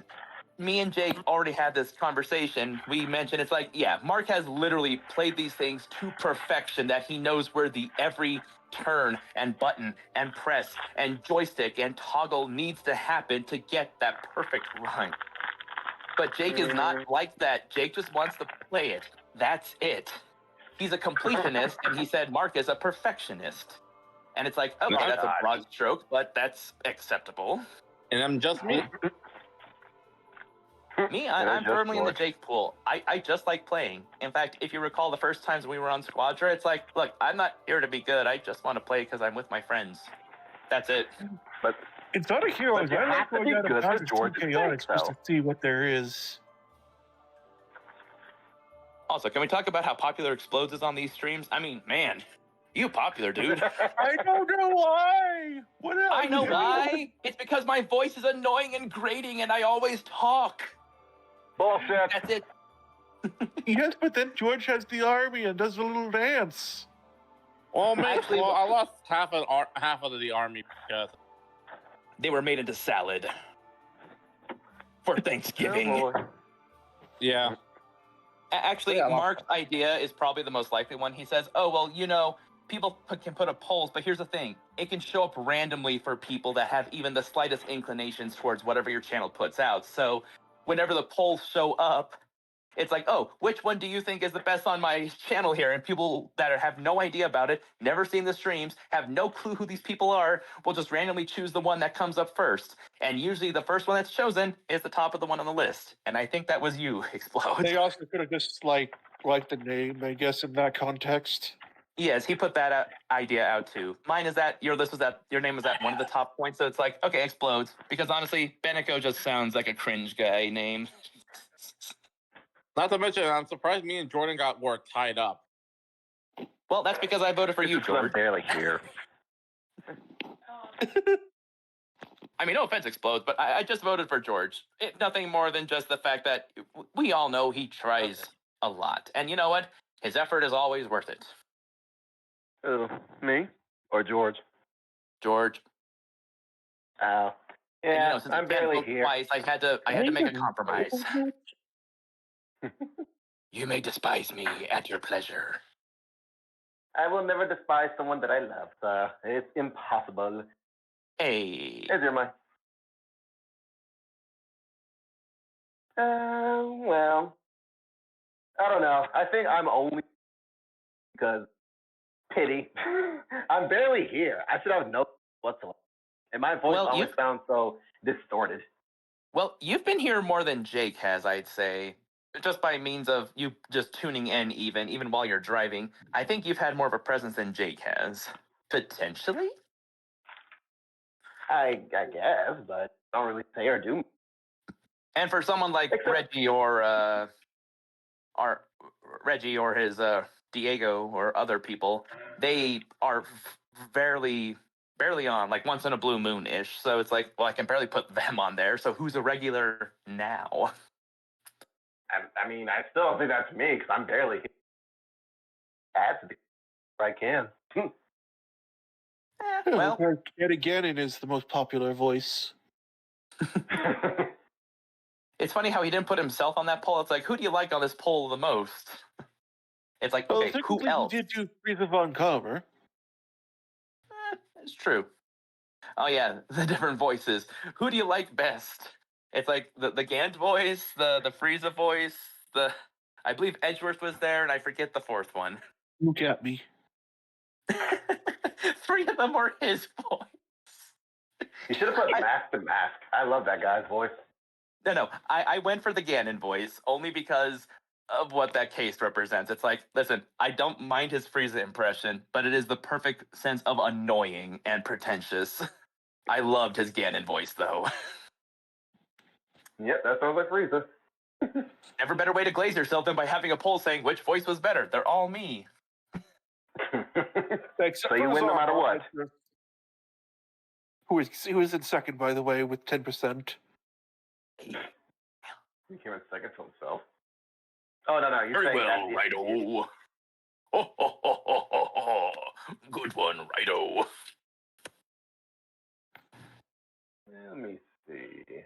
I've added a few things. Another aspect of Jake's streams was that I actually tuned in because apparently he tried streaming it by himself without people actually tuning in, and it just didn't record. So I'm just like, so if people actually tune in, it will record?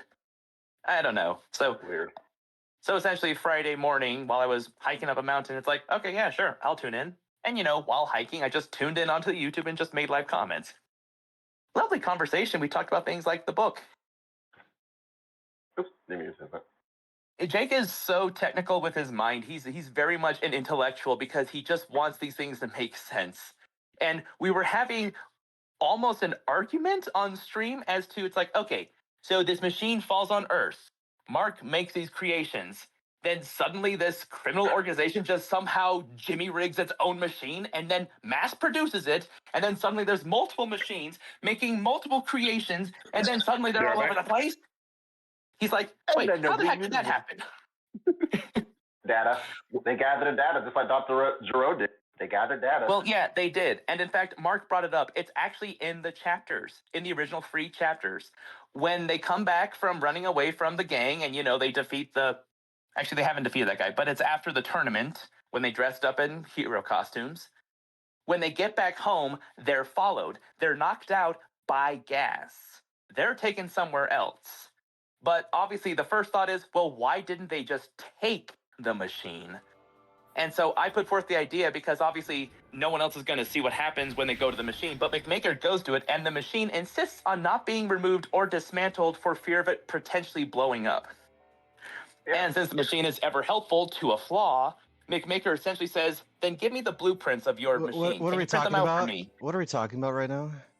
We were talking about Jake's reconciliation with the plot about the machine and how McMaker essentially got the machine to say, hey, print me off your blueprints. But the reason why the knockoffs were knockoffs and bad was because the blueprints were so overly complicated, even for a genius, that he barely managed to make a working machine. And that's why the plot clones could be semi-stable, but mostly unstable. And Pally was the way that she was, and why other creations tended to have a few other kinks and flaws. No, not that kind of kink.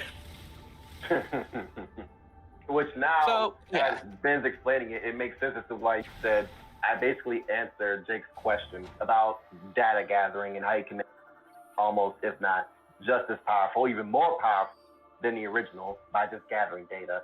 Now that Ben's explaining, I was like, oh, that's what we're talking about, that question today. Well, yeah, the data gathering, because I actually forgot about that point in the comic when they were knocked out. So what I said originally was that maybe someone remote hacked the machine, and since it doesn't have antivirus stuff like it has on Earth, someone could easily just go into the machine and just steal the data without touching the machine. I mean, that's modern enough, right? But then Mark's the one who expertly pointed out in his own printed comic page saying, no, they were knocked out in their house. They came to his house. They went in his house, which means they probably looked around and they found the damn machine, and McMaker just quite literally had a climax and just goes, oh my gosh, yes. Oh my. And so, yeah, my explanation is the fact that this thing is so advanced and so alien that even blueprints made to be understood by humans still doesn't make any sense. So he had to essentially Iron Man some shit together, which, when you think about it, that does mean McMaker is actively the strongest actual mentally human character there. That we He's know just of. Big brain. I mean, here's the thing. If it wasn't him, I could imagine some shadowy government actually remote hacked the machines and started making them themselves. That's why we have some governments with their own machines. But again, alien tech, and it's highly advanced. So you gotta have some sacrifices to make your own thing here. You're essentially making a Dollar Tree version of what essentially is from a high-rise mall assortment store. How did this conversation start? I walked away to go eat. That's why I forget. We were talking about Jake's dreams. And by we, I mean I. The popularity We went of through how... several different topics. Yeah, I didn't really have anything to add about your Marvel discussion because my knowledge of Marvel is very limited. We were talking about how Sue Storm is Marvel's favorite MILF. That's all you need to know. I will say there's a contender for number 2, if only you understand. It's Storm from the X-Men. And as we found out a couple days ago, Plot is the #1 waifu in our book, apparently. Yes. The sad thing is, she's never shipped with anyone. And we have 400 chapters. She doesn't have anyone, which means there's going to be a lot of readers who are going to be like, oh, I want to be shipped with her. She is so precious. I want her. I mean, to be fair, that's what I do at 21. Single forever. And then She is they'll single for life, mischaracterize her in their self-entered fan fictions. I mean, technically, Pally... I mean, if you want to be technical, Pally also doesn't have anyone either, but that's a technicality. That's a choice rather than She is a strong, independent woman who don't need no man. She just so happens to stand outside his bedroom every night. Nothing weird about it. It's not like Doki Doki here. Yeah, sure, of course not. I mean, if you saw the post that George honestly made, or no, it was Jake. Jake made that Family Guy post. I laugh at it because it's supposed to be a bit crass, but it's like, okay, apart from the crassness, not entirely accurate. But anyways, Marvel. Or not Marvel, And then- because we're not about that No Nut November Squirrel Girl. I also don't have too much to add from Marvel because my knowledge of it is almost as limited as Mark's, if not more. I only know about Marvel just from the video games and certain animations that I've seen, but honestly, the only thing that's got my interest in Marvel right now is when are they going to make Spider-Man 3? Because it's obvious they're going to make Norman the Green Goblin, and Doc Ock is going to come back. But and Carnage has to be in there. They already had the DLC where it showcases that one, what's his name? Well, I forgot who it was, but the Power Maniac become Carnage. So it's like, I want to see the Spider-Man 3 game. So far, every single one that came out has just been vastly better than the original, and I want to see it. Ooh, speaking of Spider-Man, I did want to ask, what do you think of Miles Morales? And this is poignant. I'm not honestly trying to say because he's black, but honestly, what do you think of him? Which version? Which version of the character? Which version? Oh, and who are you asking? Me or Mark? I could be asking both. I mean, what do you think of him? The fact that he doesn't have a superhero name, he's just known as Miles. I mean, I only know of Miles from the Spider-Man game. It doesn't even matter about his ethnicity. I just love him just because he is Spider-Man in his home country, but home dimension, but now he's in the normal dimension. I just love Miles in general. Like, I love Peter for his tech, but I'm sorry, I just feel like Miles is better in terms of like powers and like when Peter. I'm specifically referring to the game Spider-Man 2.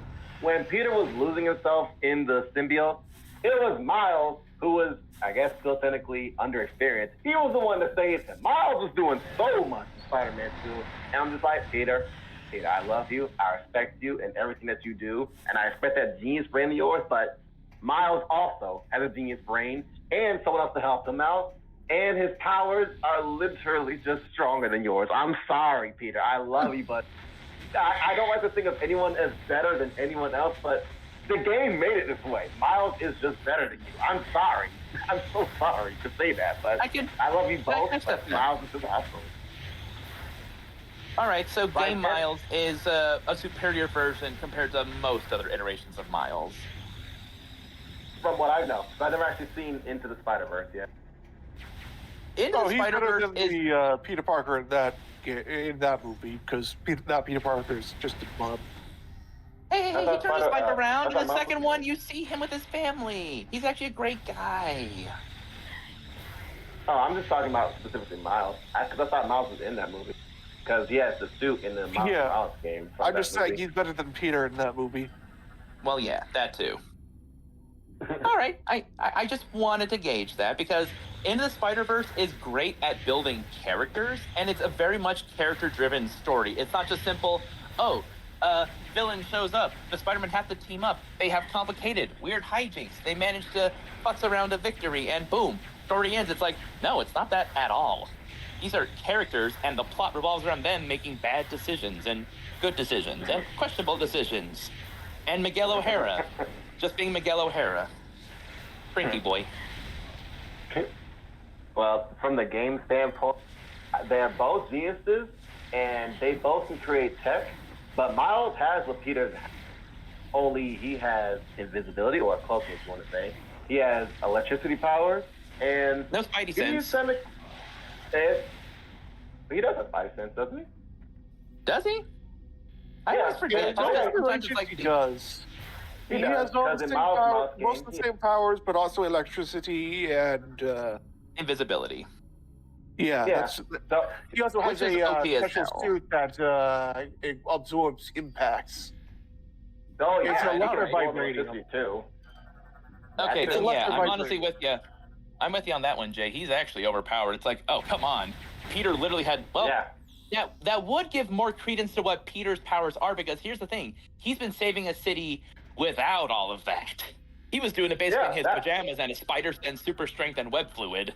That's what I'm saying. I will always forever love and respect Peter because he was doing all of this, but lesser than what Miles has. Miles basically just got the new game plus to what Peter has. He got the premium. He got the premium package. He got the premium. Pay to win. Yeah. All right. I respect that. Because from what Miles Morales was kind of in comics trying to be at some points, it almost felt like they were trying to replace white boy Peter Parker with Miles because, you know, like I went back to the whole race swapping thing. Oh yeah, Nick Fury, he was originally white. We go to black Nick Fury. Honestly, nothing changed. No one actually seems to have blinked an Actually, eye. he was black before, but like then he went to white and then back to black.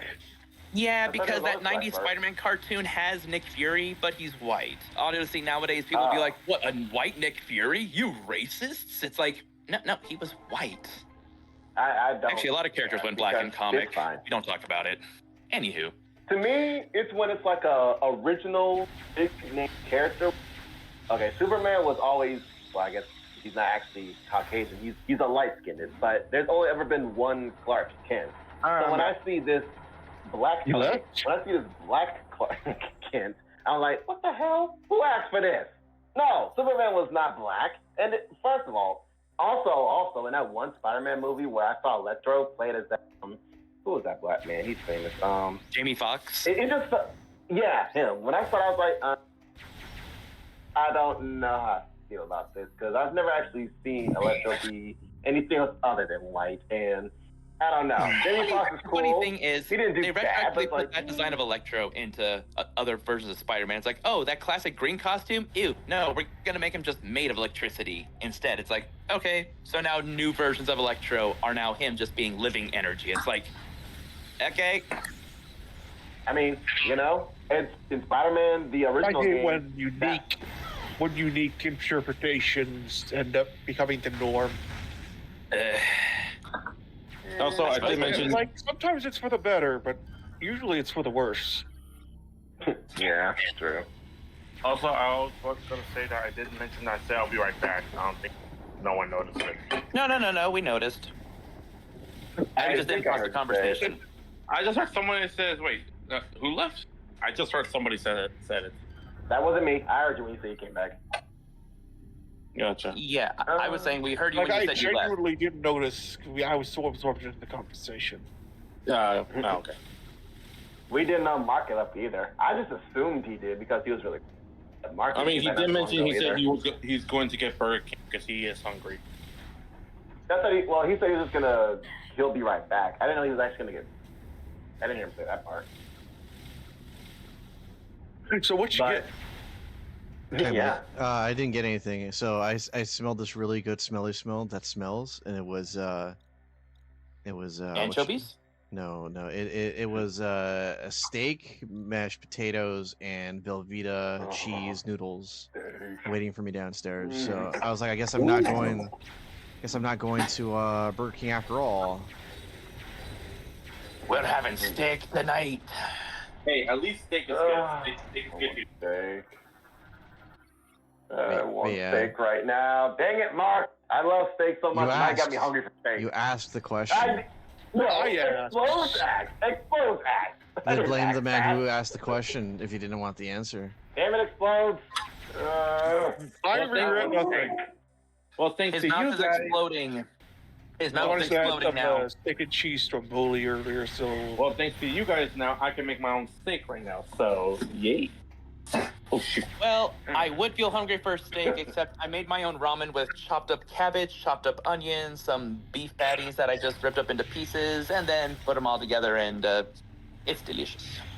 Not bad. All right, Naruto. It really isn't. Cabbage is surprisingly well in it, just because it doesn't have that much flavor. So whatever you have the sauce in, it just I hate essentially foods is like that filler. don't have much flavor, if any at all. It's just like water with skin. It doesn't feel right.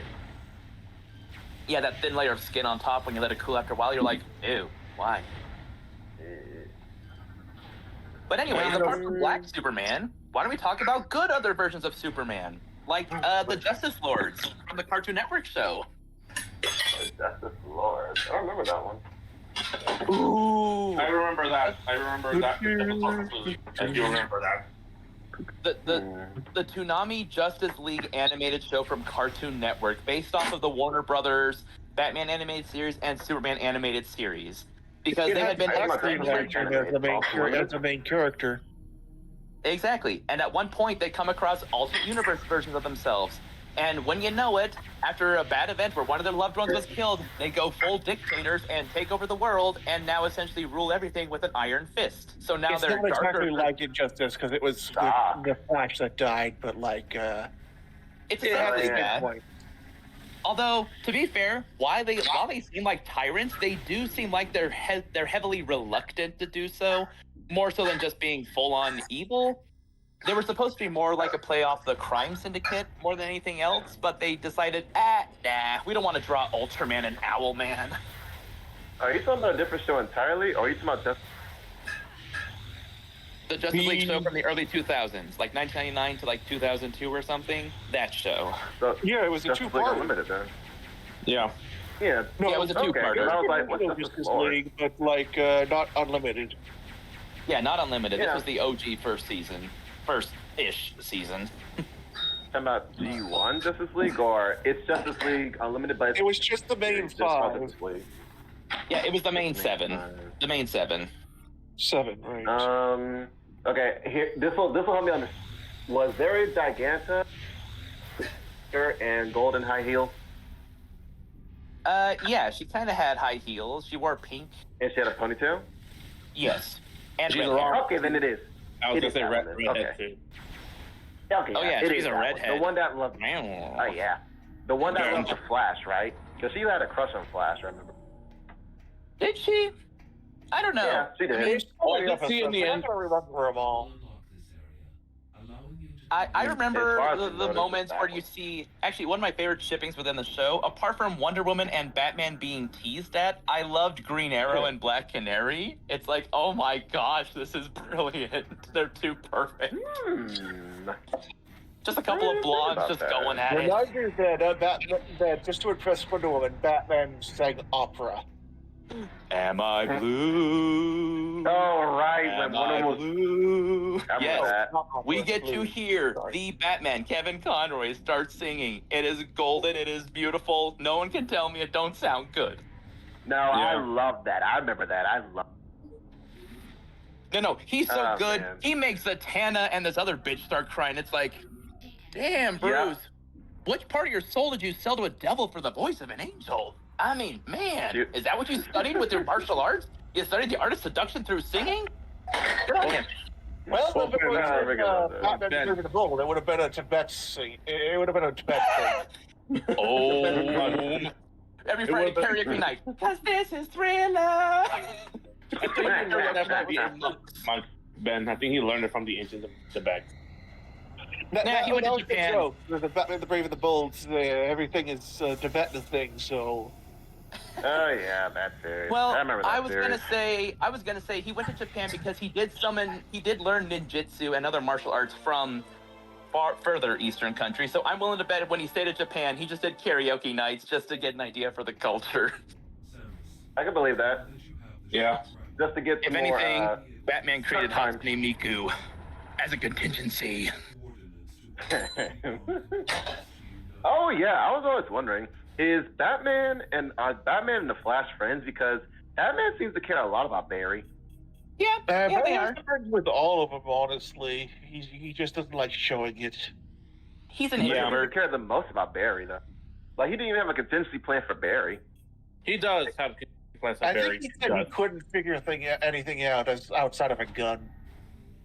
No, he does have a contingency plan for it by his trying. He just couldn't predict what Barry was gonna do. That's what I I don't know remember what was his saying. contingency plan is, but he does have one for the Flash. But there's I- Cartoon or in the comics, because Doom. that's two separately different things. comic. I love the Doom movie. The comic. Doom Then movie. we're not talking about that, George. We're talking about Oh. the cartoon.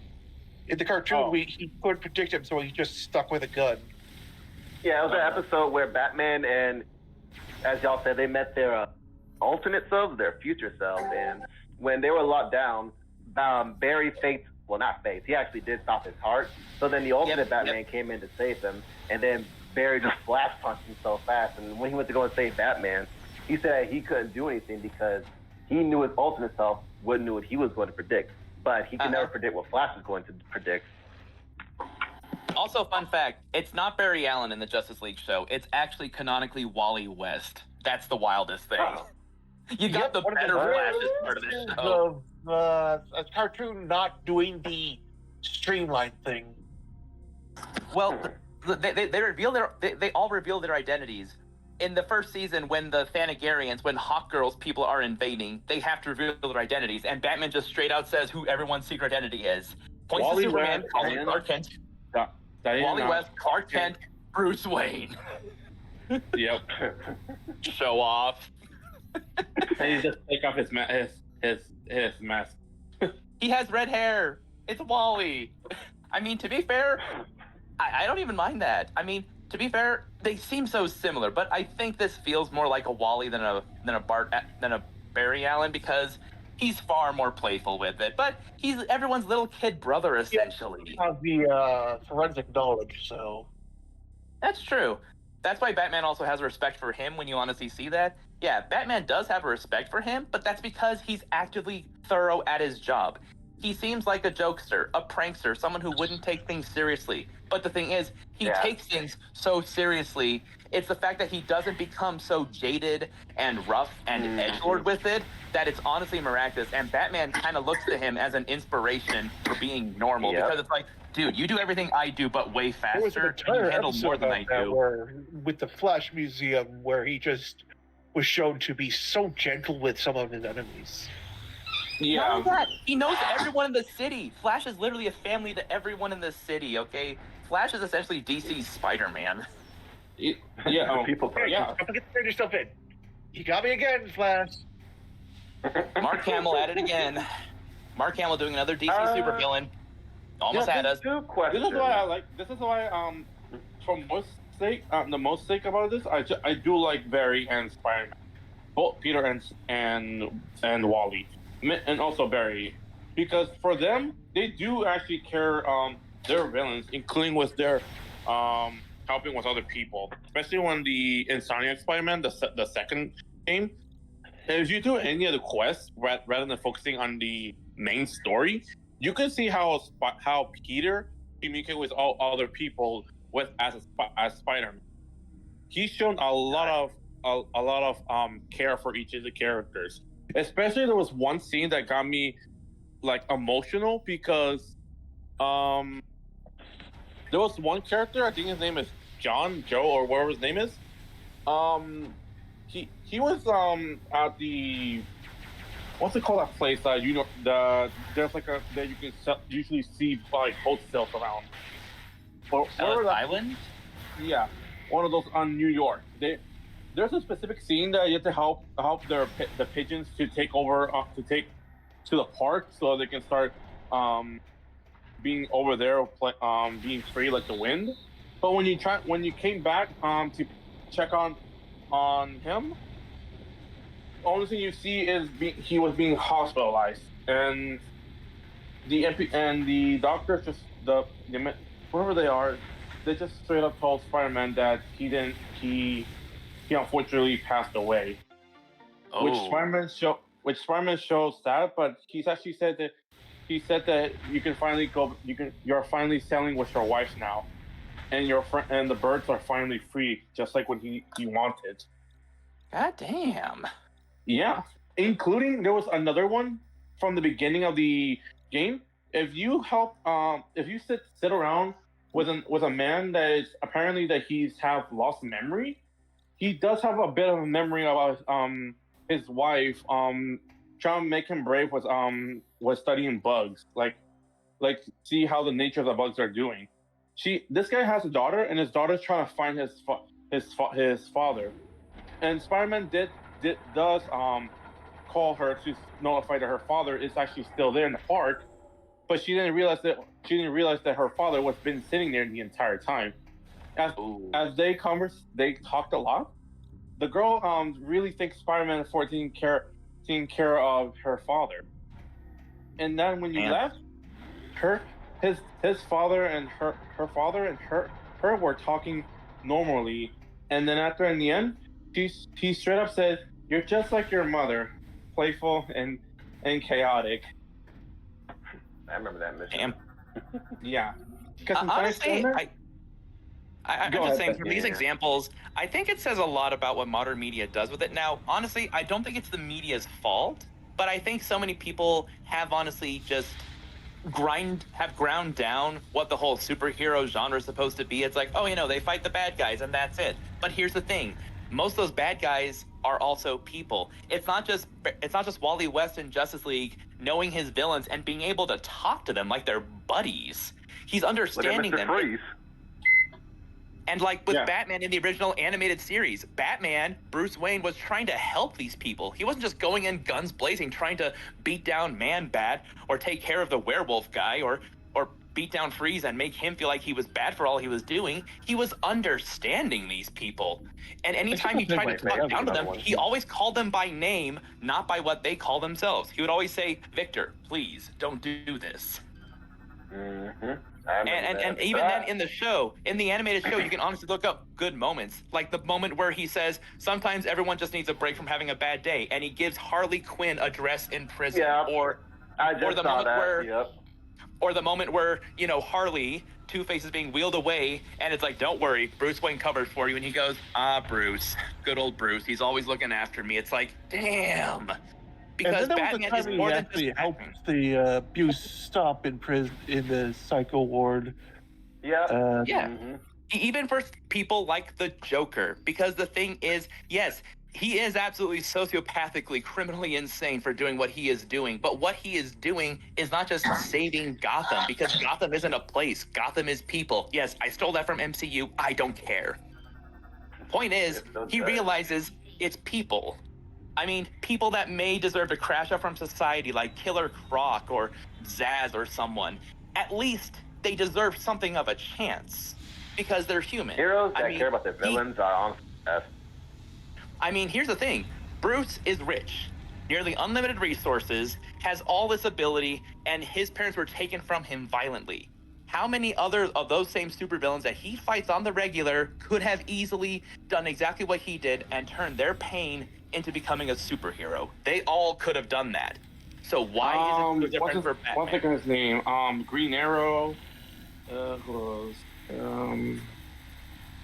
Yeah, there's Lex Luthor as being like the balance of saying, oh no, power does corrupt, being rich as an asshole and just, not caring for human lives. Well, yeah, Lex Luthor isn't a good hero. He's pretending to be one. He's convincing sometimes, but not always. Rarely always. I've never seen a hero.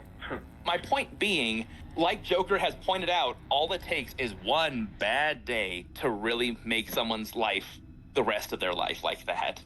But the fact is, Batman makes that choice. Day, that makes you a person. Exactly. I mean, okay, just a slight spoiler. We just watched My Hero Academia, and honestly, it was on the episode from last week too.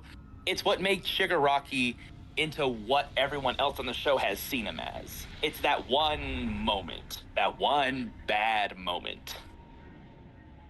But yeah, the thing with Batman is that he is human, and he makes that decision every day. Yes, he is criminally insane because dude literally has a backup personality in case he emotionally or mentally breaks down. Who in the high heavens who thinks to do that? This guy is insane. He's programmed himself to keep up the fight when he literally can't. It's like, what? Anyways, point is, there's also the comic. There's also one of the comics on the Batman. There's one particular scene that Batman trying to get Killer Croc back because apparently the doctor what he heard about the scientists about Killer Croc has like the mind of a child. When he got to Killer Croc, rather than like use how fights Killer Croc, he just went there and talked to him like Gotta love those oddball one-offs. Yeah, but I mean, they do count. I do get where George is coming from. Yeah. My point is, I think part of this whole thing about grinding it down to simply throwing fists and having these big epic battles is the fact that that's the thing. They're just big epic battles. We can have Crisis on Infinite Earths where Batman pulls out a gun and shoots Darkseid. We can have Superman literally teaming up with all his multiversal Superman, including Black Superman. We'll get back to that. We can have all these grand moments And the thing is, so many people take these big, grand moments, these bookmarks, these pillars of comics and movies, and just say, yeah, that is what superheroing is about. And yet people still are surprised when something like the No Way Home and the Homecomings and all the Spider-Mans and the Captain Americas by themselves, it's like, why are we so interested in these ones when we have these big, grand movies? Why are these ones almost more beloved than Endgame? Because honestly, that's the real heart. Yeah, the epic moments are fine. You know, right before Steve Rogers says Avengers Assemble and all the portals open up. Yes, that is epic. But that's not what real superhero is about. Because that's a war. That ain't the superheroes. It just happens to have superheroes. I prefer the slice of life aspect of them. My point is, yeah, Spidey talks to his villains, sometimes by name. Batman tries to help his villains. Barry knows his so-called villains, but that's because they're just people. They're not masks, not all of them. So I mean, even Superman talks to some of his villains that way. And honestly, the fact that this new Superman movie honestly feels more accurate to classic Superman, rather than, oh, jaded, gray-scaled, black and white, it's all gritty. It's like, no, give me the blue Boy Scout, please. Just give me the honest guy who can be fooled, who's learning to be a man. Just give me. Yeah. Because here's the thing, Bruce Wayne was not always so calculating because he was nice. This whole calculated side of it kind of started with that whole Doom animated movie with the contingency plans and, oh, Batman with prep can beat anyone because, well, yeah, but then again, couldn't anyone on the Justice League do that? Pretty sure Barry Allen has thousands of times. In that case, but he doesn't even need it anymore at this point. Not really. Hilariously, he has a contingency plan for himself. It's called the Justice League. Yeah, that's right. He literally, honestly, had one for he had himself. a robot to try and kill him if he ever killed anybody. Yeah. Honestly, I would honestly say Batman still literally has a embarrassing. small explosive in his head to go off if he ever goes crazy. But considering his mental state, I think he might have not honestly gone through with that. Dude is so prepared, he literally has a lollipop for kids, just in case. That's how Not prepared in that he one is. clip I showed you. Remember that one clip where I showed you the Catwoman was actually saying, let yourself fall apart. I'll be here to put you back together. What was that contingency plan for him? Yes. Yeah. Okay, also, in line with that movie, I don't think enough people give Plastic Man the righteous love that he deserves. Dude is... Okay, Barry Allen, based as hell. Spider-Man, literally loved by everyone. Classic Superman, iconic. But Plastic Man? He's essentially all of them, plus a little bit of Deadpool. He's a wild card, but he's so down to earth and he's real. But dude is actively a criminal, now reformed superhero? Dude is so much on the spectrum, it makes Joker trying to be a better person, trying to not be a dick to his son. But the money keeps getting to him. Yeah, but you know what? That's fine. Everyone has their flaw. Batman's way too smart for his own good. Superman has kryptonite. Barry Allen is Barry Allen. Genuinely is a good sign. Yeah, he's genuinely a good guy. Batman Brave and the Bold had that whole backstory with him, and we've seen him in Injustice. But honestly, my buddy from work pulls up the comic from Injustice where he literally stands in front of Wonder Woman and Superman and says, you guys are turning into despots. And Superman, sitting on a raised seat, says, I'm not a despot. He points with his extended hand and he says, you're literally sitting on a throne. And Wonder Woman, the woman you hate, says, that's a chair. Oh yes, Wonder Woman, Injustice's worst instigator. Honestly, the Joker did less damage than what she did. And that's saying something for the guy who nuked a few cities. Yeah. I mean, the thing is, and my friend from work will say this, they literally assassinated her character so bad because they just needed to have someone who was on Clark's level literally drag him down to the dark side. Worst character assassination, but that was the whole point of the comic. Mm-hmm. Also, Ben, I sent the video clip of Spider-Man talking to those characters that I mentioned. Oh yeah. It's in your chat, right? It's in the chat right now. I see it.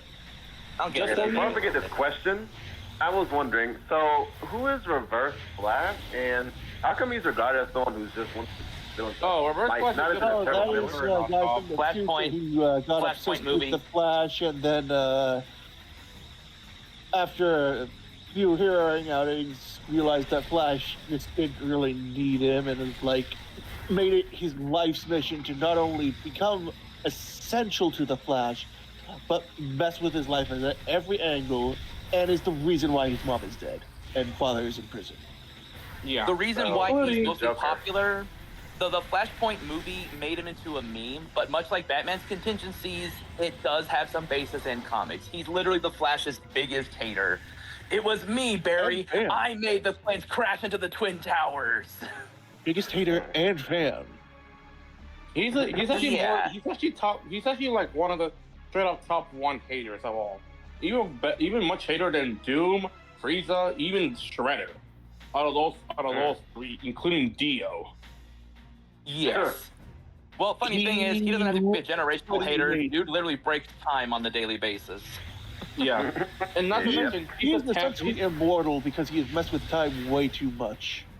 and not only that, he's a paradox. Like literally a paradox. Exactly. Oh, literally so is- that's why that death battle makes sense with Reverse Yeah. Flash versus Goku Black. Yeah, just like that. Because literally, he has traveled. At one point, he was traveling back and forth between time while it was being changed. But since he was outside of time when that happened, because the Speed Force, DC's most bullshit Deus Ex Machina ever, next to the Source Yeah, Wall. which is what my brothers and that's what I mentioned about the Flashpoint, uncalculable. Like literally, you cannot even calculate at all the speed or Yep. anything. It's uncalculable. It's BS superpowers that can do anything you want it to do, including There's also random the other version of the abilities. Flashpoint. There's also another one called the Strength, the The Strength Force and the Negative Force. Yeah, I don't know what they were thinking with that, but Yeah. various At is least it's good. not the punch point dimension. being- yeah, Mhm. the point Yeah. being, Reverse Flash. He's the biggest fan, biggest hater of the Flash, or in DC in general. Lex Luthor wishes he could hate that well, but he's he's pitiful in his own way, or Yep. petty, I should say, not pitiful. He's petty, and honestly, that's one thing I think that most super villains kind of miss the mark at. Where's the pettiness? Lex Luthor is literally doing this all to Superman just because he hates the dude. Dude would literally see a city block nuked if it could just troll the guy. Now it's all about, I had to be complicated. I had to do this for my people. I had to save the universe, so I'll destroy it. It's like, when do we have to have complicated villains? Have your Jack Horners. But you know what? You can have a Doofenshmirtz. He's still a villain. Dude is causing collateral damage on the daily. We need more To both. the tri-state area. Yep. Not to pretty mention, similar. on one of the comics, on one of his comics of Luthor, he injected her sister to be able to move again, and told him to do whatever the heck he was asking. But when And then he made her denied it- paralyzed again. yeah, Wow. he is extremely petty to the point he will Exactly. like. It's not he's about so- it's like- not about matching your rival being a superhero. It's not about Bane breaking Batman's back. While that is cool, you want Joker to just throw a can at Batman when he loses, just to say "fuck you," because that's just petty. And it's Yeah. childish. You know what? It's simple. A child can look at that and just go, "Oh lol, he mad." Yep. What's that one thing that Taka from Team 4 Star said? Fight, it's a hell of a energy star. It can get you started, but it's not consistent. So then that's where the pettiness comes in. Yes, like Cell hating on Tien. At that point, it was actually, it wasn't just petty. That was actually true malice. Tension on. You know how you doing. Her. Okay, They need So, to drag that into in that- Home for Infinite Losers. yes. Yes. The freaking Halloween episode. Yeah, he was just imagining what he was going to do, and while he was trying to put an eye drop in, he just punched him in the gut. No, he kicked him. Ruining He his freaking eye, football but, kicked him. And yeah. again, Kicked him in the ball. Reddit says Sonic the Hedgehog, call back to episode 1 of DBZ Abridged. He should have been Sonic the Shadow. Hedgehog, It would oh, have no, made. wait, an alien. It would have made And more then the sense if it dog was biscuit Shadow. payoff. Yes. Yes. It all comes back around. Cool though. No. How the hell my did God, I I not don't realize know that? I'm joking, I swear. But yeah, petty villains. And yeah, that's what Yeah. makes Frieza such a good villain too. Yes, he is an upscale villain. He is the ultimate racist outside of Zamas. Yep. But here's the thing. He's also petty. Dude literally went into training because he literally said, I'm not going to let those Saiyan monkeys slide from this. But obviously, unfortunately, I'm admitting I got to get good. So you know what? He literally powered up just to show it to them. No one else. To them. Petty ass motherfucker. That is what Frieza is. And that's what makes Dio a good villain. Dude is so petty, he literally goes after this one bloodline. No, he could have done anything. He could have taken over the world. He could have had his own mob connections. Dude could have started his own K-pop group. He could have done anything. Which he did, but only to do the villain thing of pettiness. Dude was Doofenshmirtz's level of pettiness, but only geared at one single person instead of the tri-state area. He was a tri-generational hater there. Not to mention, it could also say the same thing as with Doom of all people. Yeah, but Doom is more justified in his. The hate boner he has for Reed Richards is mostly justified, but also not.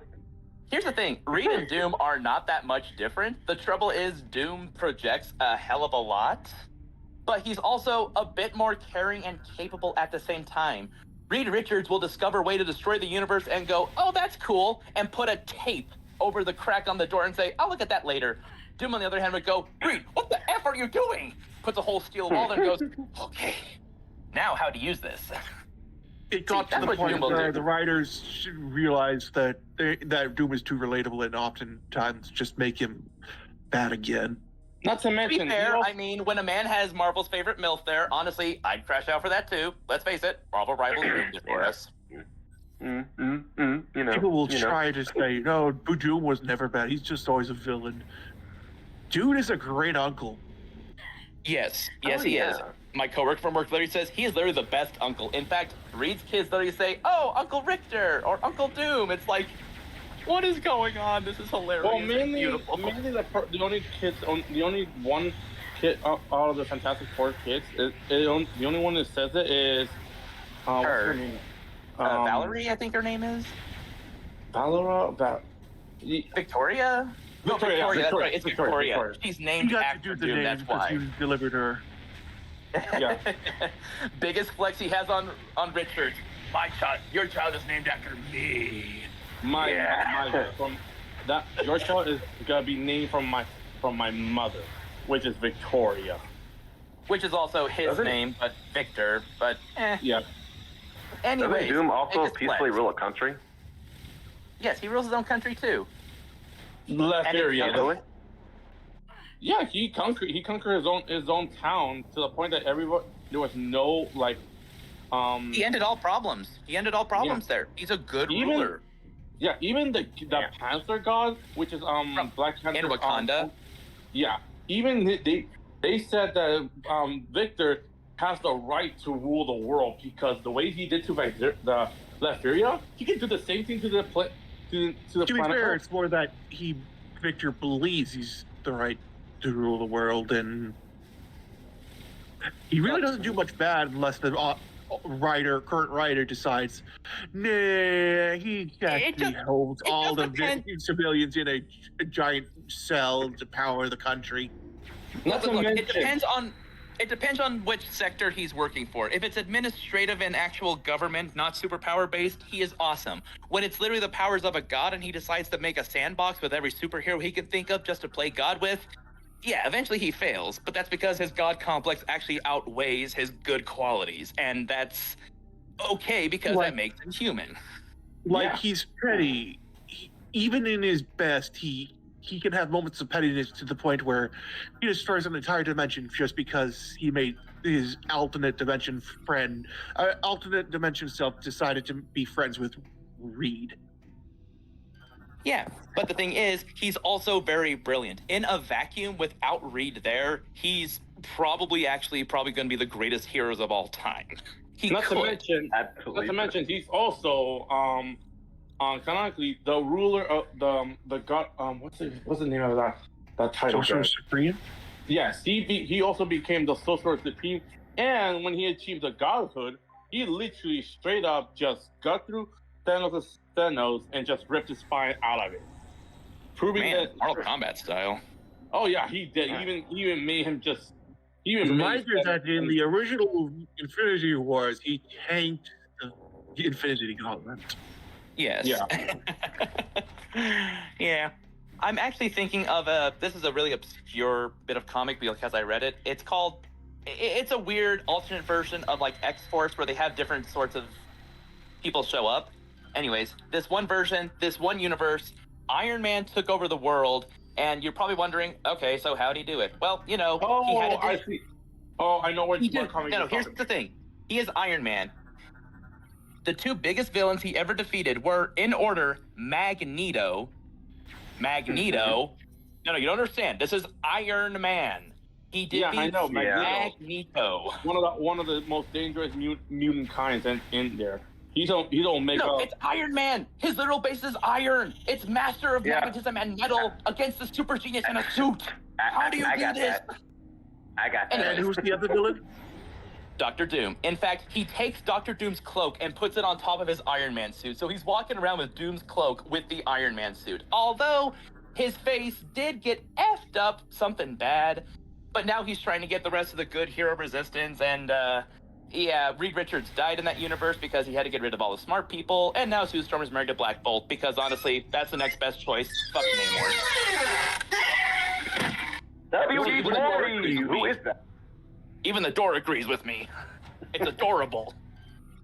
Bitch, it's adorable. My bad. I thought I mute myself. My bad.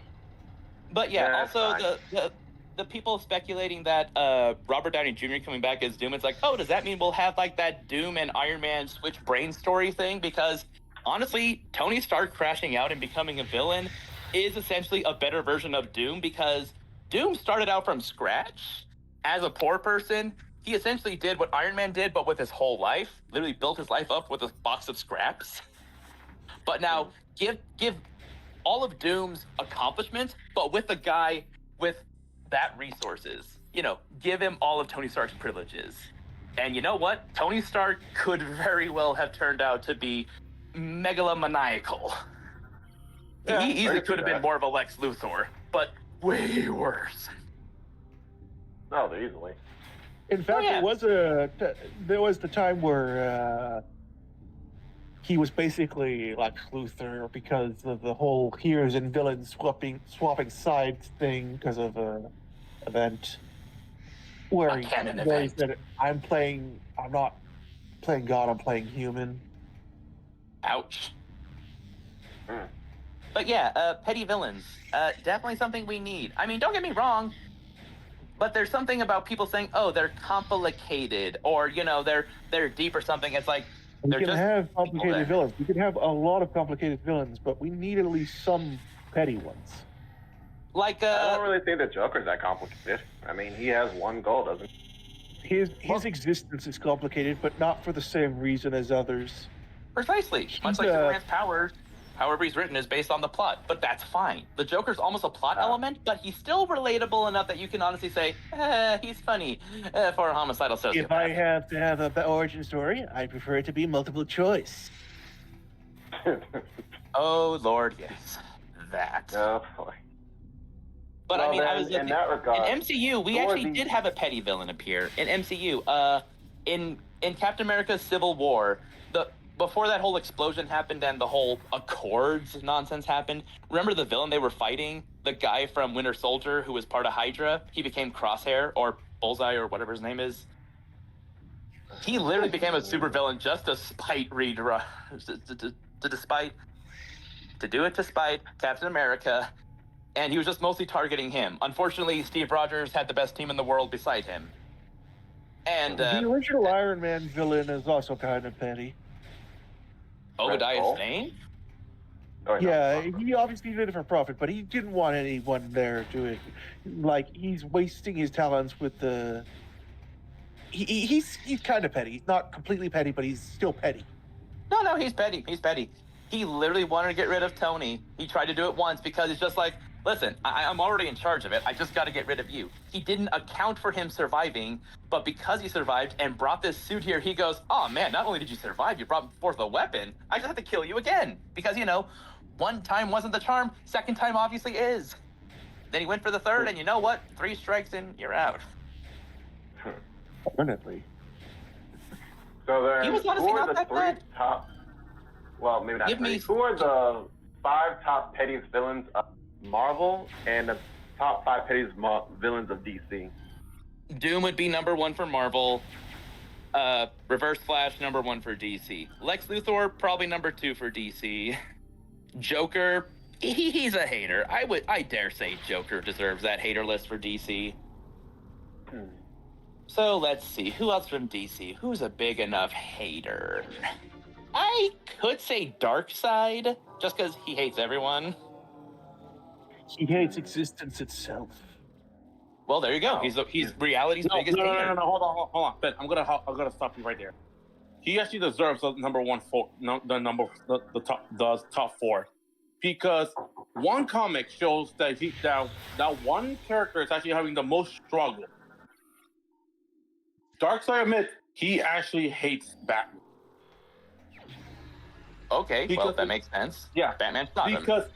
Because here's the thing, and the absolute universe, dude, what the fuck was they were doing with Batman's villains? Mr. Freeze, Joker, Bane, Killer Poison Croc Ivy. being a kaiju. Yeah, all and here's the thing, that's all, those villains are actually his friends. They're childhood friends. And yet, he turned them all against Bruce because he's a hater. No, Bane made it. One of them couldn't get it. Bane made them as a villain. Okay, I could see that. Here's the thing, because not only that, the absolute Batman also got injected by the Venom, the new version of Venom. Because apparently with this version of the Venom, this thing does not brain damage. Doesn't do the brain damage. It actually accelerates the brain. All right. Apparently, because this thing can make the brain so advanced, it can actually like help him learn to all the movesets that actually happens in real life, even creating new ones that never been made, including giving him fast eyesight to the point that he can predict where Bruce is actually about to hit. And here's the worst part about this: Arkham Asylum is literally a test subject, because they literally found they just put them right where Arkham Asylum is. Then not only did they managed to strip all the gear out of Batman, but also made Batman to do unthinkable things, like using his own teeth as a weapon to break through. You tell me that's not another level of crazy mess up to trying to get out. That is some next level hating there.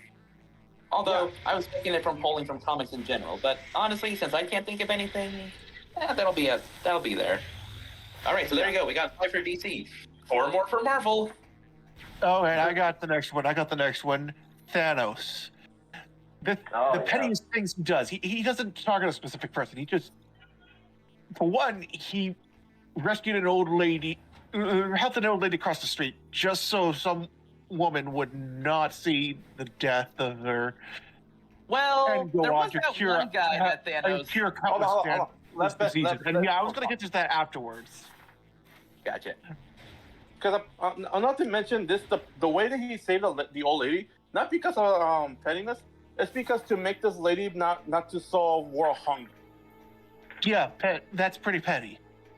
Yeah. Pretty petty. Yeah, and it also so rubs it into the woman who died, who eventually died. But before she died, he rubs it into her that she could have been great, but now she's nothing. Damn. Plus the one guy he keeps on visiting like year after year just to murder people. At the time he was 5, he killed his father, and it kept getting worse. Yes. No, he kills everyone else except him, and he says, "See you next time." He thought, the guy thought that he was the reason why he got fired. He's like, "No, I killed your cat. Happy birthday." Wow. Honestly, actually, here's one. Venom. You know, before he turned good, Venom kind of seemed like Spider-Man's biggest hater. Yeah, it was a 2-for-1. Yeah, but unlike that, he does change over time. He does change. That's why it's a contender. I mean, Thanos seems more of a hater. And also, you forgot that Thanos' biggest hater of all time that he hates, down to a cellular level, is Deadpool. Only because Deadpool is shagging his girlfriend. Oh yeah, I forgot about that. Don't forget also when Death rejects him, he literally can change her into a Infinity Stone of that, including just imprison her. Just because she doesn't accept him, then no one will. Yep. Honestly, Thanos is so clingy at times. It's like, you want to know what Thanos is? He's not this great god complex sort of character. He's a petty, clingy, jealous, toxic guy who just can't take no for an answer from the girl he loves. Not to mention, Not to mention, he made the Hulk as a pet to order all the people that he knows. Make Hulk eating his own friends. And one of the makes the King Thanos just made Hulk as a literal dog that made him eat the people that he knows. The hell? Like, Thanos' way of hating is All very right, I think horrendous. Thanos is now tied for first. Okay. No, whoa. about- He deserves that on the top five, he's right next to freaking Doom. We had Doom at number 1. We had Doom at number 1. Yeah, that's why I number said one. tied for first. Oh, Okay, so yeah, honestly, based on scale alone, definitely Thanos. Although Doom, based on ego, I think Doom, I dare say, has a bigger ego than Thanos, who's a literal celestial originated character. What about Yeah, Kang the Conqueror? I was Kang the okay, I hadn't Conqueror thought of is Kang. big. Yeah, dude had to crash out because his shotty got killed. Reasonable. Let's Brainiac. see. Oh, well, that's DC. Honestly, Oh, sorry, Brainiac is right, far right. more. I mean, he's far more calculated. I was considering him, but it's like, Darkseid's far more emotional. It seems to make more sense. But actually, I was thinking of in Marvel. Oh no, I had it. Magneto. I mean, most justified villain character in all of Marvel. Let's not lie here. Listen, dude hates humanity on two fronts. One, the fact that literally an entire group of people decided to say, you know what, let's just kill all the Jews. And then later in life, oh hey, let's kill all the muties. And he's like, I am both, and I'm taking exception to all of that. Fair enough. And you know what? He does more or less just mostly target Charles and his school. I mean, yeah, he does his own things, but most of the time, he only targets his bestie, now turned rival / secret smut-ridden lover. Really, Just the because main everyone thing's does getting that. in his way. Exactly. He cock-blocks Xavier's heroisms by saying, lol. It's like, why are you hitting yourself, Charles? Why are you hitting yourself? Why are you hitting yourself? Why are you hitting yourself? Although, to be fair, he is far more justified in his ideology at times because he agrees that, might makes right to a degree. Except that Charles's way has proven to be better just because, you can't force people to like you or accept you. You have to make them agree by kindness. It's the whole Malcolm X versus Martin Luther King bit, which I do enjoy, but it's not exclusively that. So Yeah. I put Magneto there. However, he's far more justified and he's not so much a hater, but he definitely qualifies. Because I can't think of anyone else at the moment, but I'm wrecking the brain. But yeah, Venom seemed like a justified one. Again, that whole 2-for-1, but it's not shown as much anymore, so that's contender. That's honorable mention at least. We're Let's just going see, by mostly Marvel. unstable, or just by those their hatred? Because I was gonna say, yeah, biggest hater. do they I would say have to Red be Skull. aware of it, or just insane? Like, does Could insanity be count, or either. do they have to actually be? Oh, well, if that's the case, then what about Norman Osborn or Carnage? All right, I'm gonna go take a shower. Probably, I'll listen in on you guys. All right. Well, let's go over each of those. All right, let's go with the easy one, Carnage. I'm not going to say he's a hater because he's absolutely unhinged. He doesn't care who he hates. He doesn't care who he eats or kills. He just does it. Dude is literally the intrusive thoughts made manifest. He is literally OCD, ADHD, and every form of autism just given a pair of scissors and told to run as fast as hell can carry you. That's what he does. Dude literally wants to spill as much blood. He is literally blood for the blood god, a skull for the skull throne. He's a Warhammer player, just made to be a freaking psycho. But And as Venom for was world's already biggest mentioned, hater, right? I mean, he will do revenge if he wants to, but he doesn't plan it out. He doesn't give as much thought into the steps for it. He doesn't go through all the hoops like Doom. He doesn't brag about it to Barry saying, "It was me, Spidey." Norman Osborn, on the other hand, I would definitely say is more of a hater. So we'll contend for that. Norman Osborn is pretty much the Lex Luthor to Spider-Man's Superman. So, all right, I'll accept that. Venom is still an honorable mention. Carnage can kind of be there as a consideration. But yeah, Norman Osborn, he's a rich guy. He's insane. He wants to have these superpowers. He wants to make his own Avengers team. But you know what? I would have gotten away with it too and worked for that meddling Spider-Man. Oh, there we go. Marvel's biggest hater, J. Jonah Jameson. There we go. So, yeah, it's gonna be a villain. World's J. Jonah biggest Jameson hater. actually He's helped out, hanging on though. Spider-Man for well over 60 years and hasn't stopped. He hasn't stopped. Yeah, but has J. Jonah Jameson officially villain yet? He's gonna be the most pettiest villain. Well, here's the thing. There's this one comic where, Spider-Man's feeling down, and you know what? He's just seeing J. Jonah Jameson, just put down Spidey and call him a criminal, all that nonsense. Steve, Captain America, is in town and sees all of this, and he's trying to cheer Spidey up, but Spidey goes, it's okay, it'll pass. And Steve, noticing Spidey's a bit depresso, stomps into the Daily Planet, walks right up to J. Jonah Jameson and says, "You literally say this guy is a villain, I say he's a hero." And J. Jonah Jameson says, "Look, it's the free press, I can say what I want." Then Steve says, "Let me tell you something, Mr. Jameson. The last guy I saw that had a mustache like yours wasn't a very nice man." Because, J. Jonah Jameson has the Hitler mustache. Yeah. So the next I day, know where he's going. he prints a retraction, and you literally see him in one panel with his mustache shaved off. It doesn't say who shaved it off, but honestly, like I said, he's one of the biggest haters. And here's the thing, he would gladly target other people. He would probably There's target also that's true. X-Men too. Ben, there's also Fair enough. there's the one of the comic panels when Spider-Man came to visit to Sandman, which apparently he was about to die. He's standing right next to him when he was starting to dissolve by the sand. But when the Sandman passed away, I forgot the guy's name again. The one who keeps hating on Spider-Man. Yeah, he started saying straight off to Spider-Man that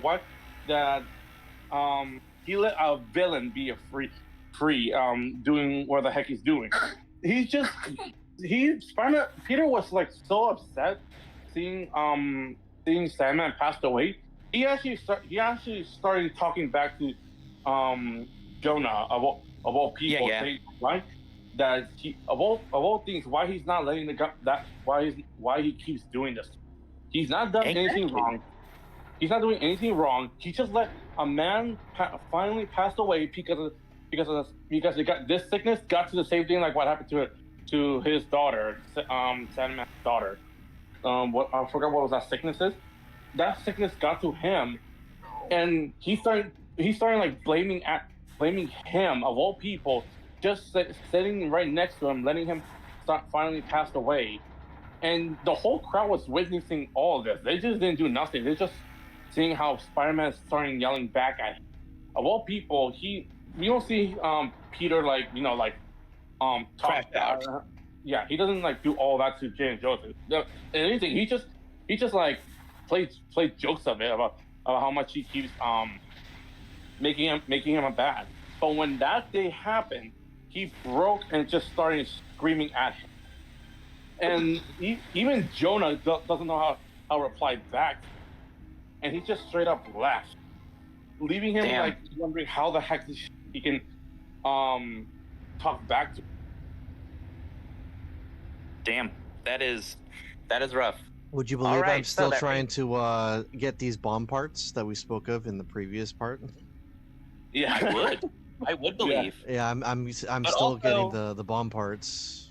We're sorry, Captain, and we leave you out the dust. Speaking of, I finally realized who another big Marvel hater was, and I can't believe I forgot about him. Ultron. I don't see. I don't see Ultron as a hater at all. Here's the thing. He was literally based off of the mental. His whole AI was based around Ant-Man, right as he was about to go crazy. So you have an unstable AI in an ever-adaptive robotic body, and dude literally says, "Kill all flesh bags, make everything chrome." He literally said, "Flesh is weak, but iron is strong." And dude just does this. He literally has crazy ideas and petty things. He always goes after the Avengers first, because, that's priority. But he always gets kind of done in by them at the end anyways, because of a miscalculation. He's single-minded, yet he's supposed to be this galaxy-brained super robot that's supposed to be able to, surpass his own creator and the Avengers, and yet somehow gets done in by them more often than not. Yep. Dude's biggest problem is his own mental state. That's usually the only way that you Howard. They have to be their own undoing. Mm-hmm. Oh, I just realized no one was writing down these names, so I'm gonna attempt to remember what we wrote down. Yeah, let's put that in the poll. Let's put it in the poll real quick. In the Discord or on YouTube. Who's the most DC characters. DC characters. We started with Luthor. No, actually, Reverse Flash. No, Darkseid. We started Darkseid first. Yeah, Huh? Darkseid, Reverse Flash, Darkseid. Luthor, Joker, kind of. No, Joker. I just wasn't- say Bane because I couldn't think of anyone else. I said Bane because Oh. I couldn't think of anyone else. Mm. Yeah, there's only the three of them, which is Darkseid, Reverse Flash, Lex Luthor. Then after with Marvels, we usually have a list with them, which is We actually have a list. We had Thanos, Doom. I put down Magneto, but honestly, I could feel fine with putting him off the list because then Ultron and then Jameson. Just Jameson. You have all these big bads, and then you have the one guy who just hates on him as a hobby. Yep. Who else? There's also we have the anime character, the Shonen anime, which is Frieza, Dio. Who else we had in the list? Well, to do that, we're gonna have to really condense that because otherwise we're gonna go into the whole Black Air Force energy of the round table there. Too It's many like, for biggest haters of all time. Hold on. How about this? I do not want to talk about Stink Meaner. Hold on. How about this? We should also talk about villains being afraid with a particular hero they do not want to face at all. Oh, 'Cause there's interesting. All right. Because there's one thing that reminded me of, and to this day I'm surprised about this. This character, Taskmaster from Marvel, he somebody requested pay him like tens or millions of dollars to kill Moon Knight, and Moon Knight just straight up laughed at it. He said he can go ahead just like go fight Daredevil, Spider-Man, heck, or even Captain America, but he straight up said, I'd rather fight any of them other than Moon Knight of all heroes, because Moon Knight of all people He's will straight up, unhinged. he will literally straight up bring a jet out of nowhere and just crash it towards your body. He will literally use Think a jet. Alucard from Helsing Ultimate. He's Helsing Ultimate levels of nonsense. That's what Moon Knight is. Yeah, Just with Batman's money. yeah. Moon Knight will literally just go out. Taskmaster is like literally afraid of him of all characters. He prefer fighting all of those three rather than, because Moon Knight, he's a freaking vengeance, like straight up vengeance out of character. He will literally murder because Khonshu will tell him who to murder with, and Vengeance and his in past, motion. he actually did fought Moon Knight, even copying his fighting style, and to this point, he's still afraid of him fighting Moon Knight. This is Don't where get me versus started on the whole Black. Spirit of Vengeance archetype. No, he's not. I he's have not a whole scared- spiel no, about he's, that. he's not like a spirit of vengeance. He will actually murder the people that Conjuice tells him who deserves to die. And here's the thing: if you decide to reject Talk to him, you guys later. oh, see ya, Jordan. Bye. Bye. I'll still hear you. So yeah, if you reject Conchu's offer, not only he will abandon you, but he will also make one of your family members do his job. Like anything that you're connected to, your friends, your family, a partner that you know a long time ago, Conchu will make them do the job. He's like a god of vengeance, but he want to make sure that vengeance is actually real. Will do his actual job. Because because Moon Knight is no joke. He's like freaking, like he's a freaking monster, straight out killing people. Even he went to prison because he actually went to prison, not because he did anything wrong. He just went to the prison because he actually was going to kill somebody inside in prison. Because apparently this prisoner had a family, but he got arrested because his own wife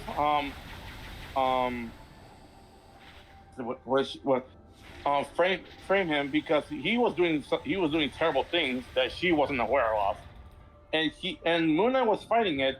He straight up said he knows that Moon Knight was sent from his wife. He said that after he's done with him, he'll go visit his own family and murder them.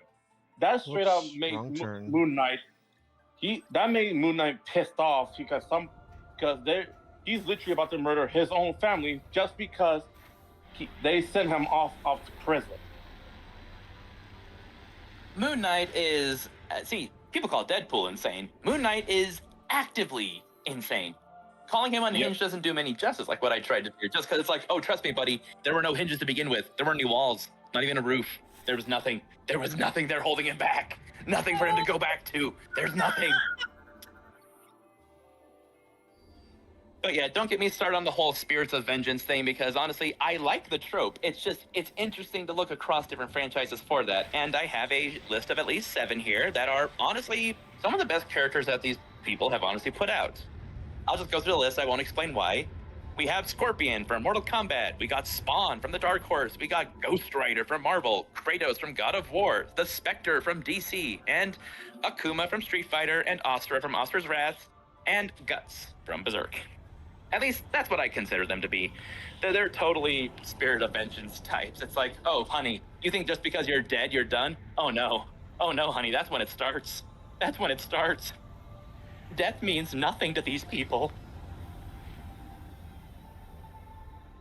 But yeah, fun times. I also consider characters that crash out so hard that they defeat gods and such to be bad.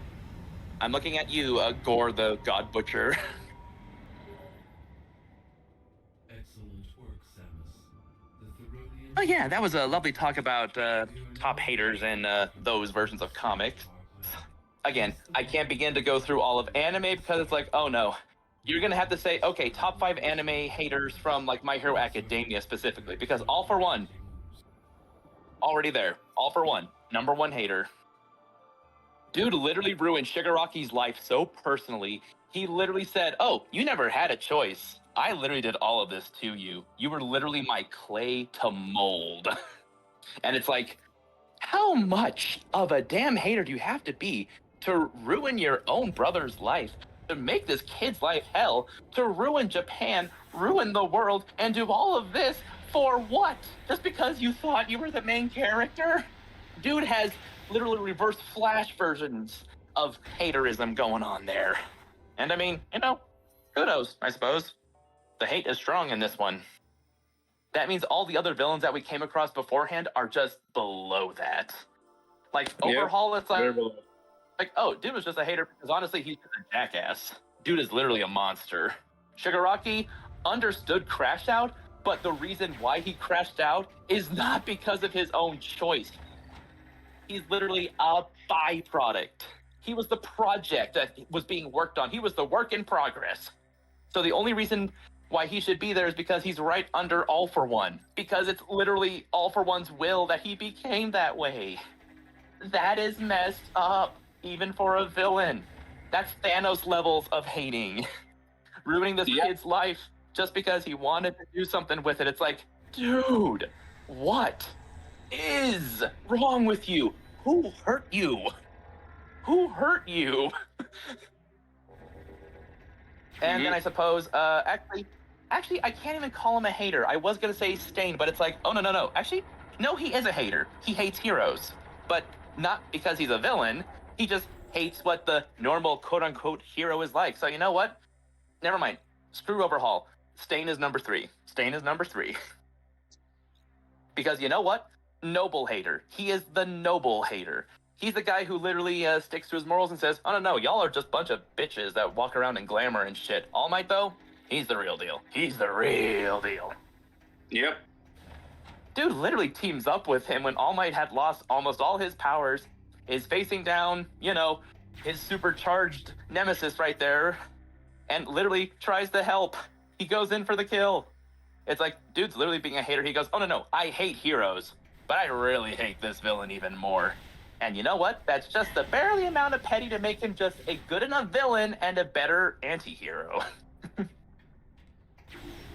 But yeah, big hater energy there. So I guess that means Overhaul and Dubenschmerz just get numbers 4 and 5, I guess. We'll put Overhaul on the bottom because, like I said, dude's an actual monster. What he did to Eri, whatever the hell he did to Eri, it's like, yeah, I'm gonna put you down as being a hater only because you are quite literally almost worse than All for One. The difference is All for One has an ego. You, sir, are just heartless. There's a difference. So there we go. I mean, if you want to do top 5 biggest haters from JoJo's by itself, Jotaro is number 2. I'm sorry, Dio is 1, but Jotaro is number 2. Jotaro, if you piss him off, he will be your hater, and he will make it his life's mission, for however short it may be, to literally make sure that you are hated. Yep. And that's why Dio met his end to him. I could say Jotaro should be number 1, but here's the deal. He mellows out. But when we first see him, dude is literally on site to make everyone his next hating victim.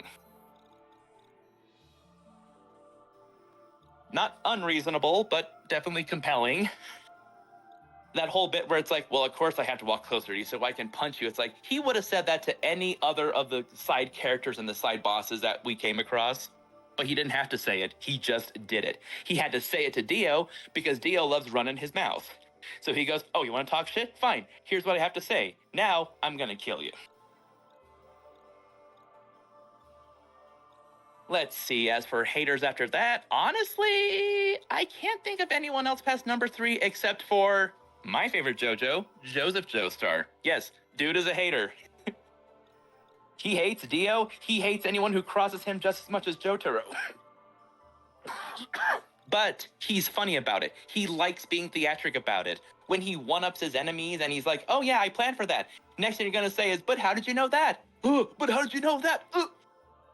And it's like, aha, you see.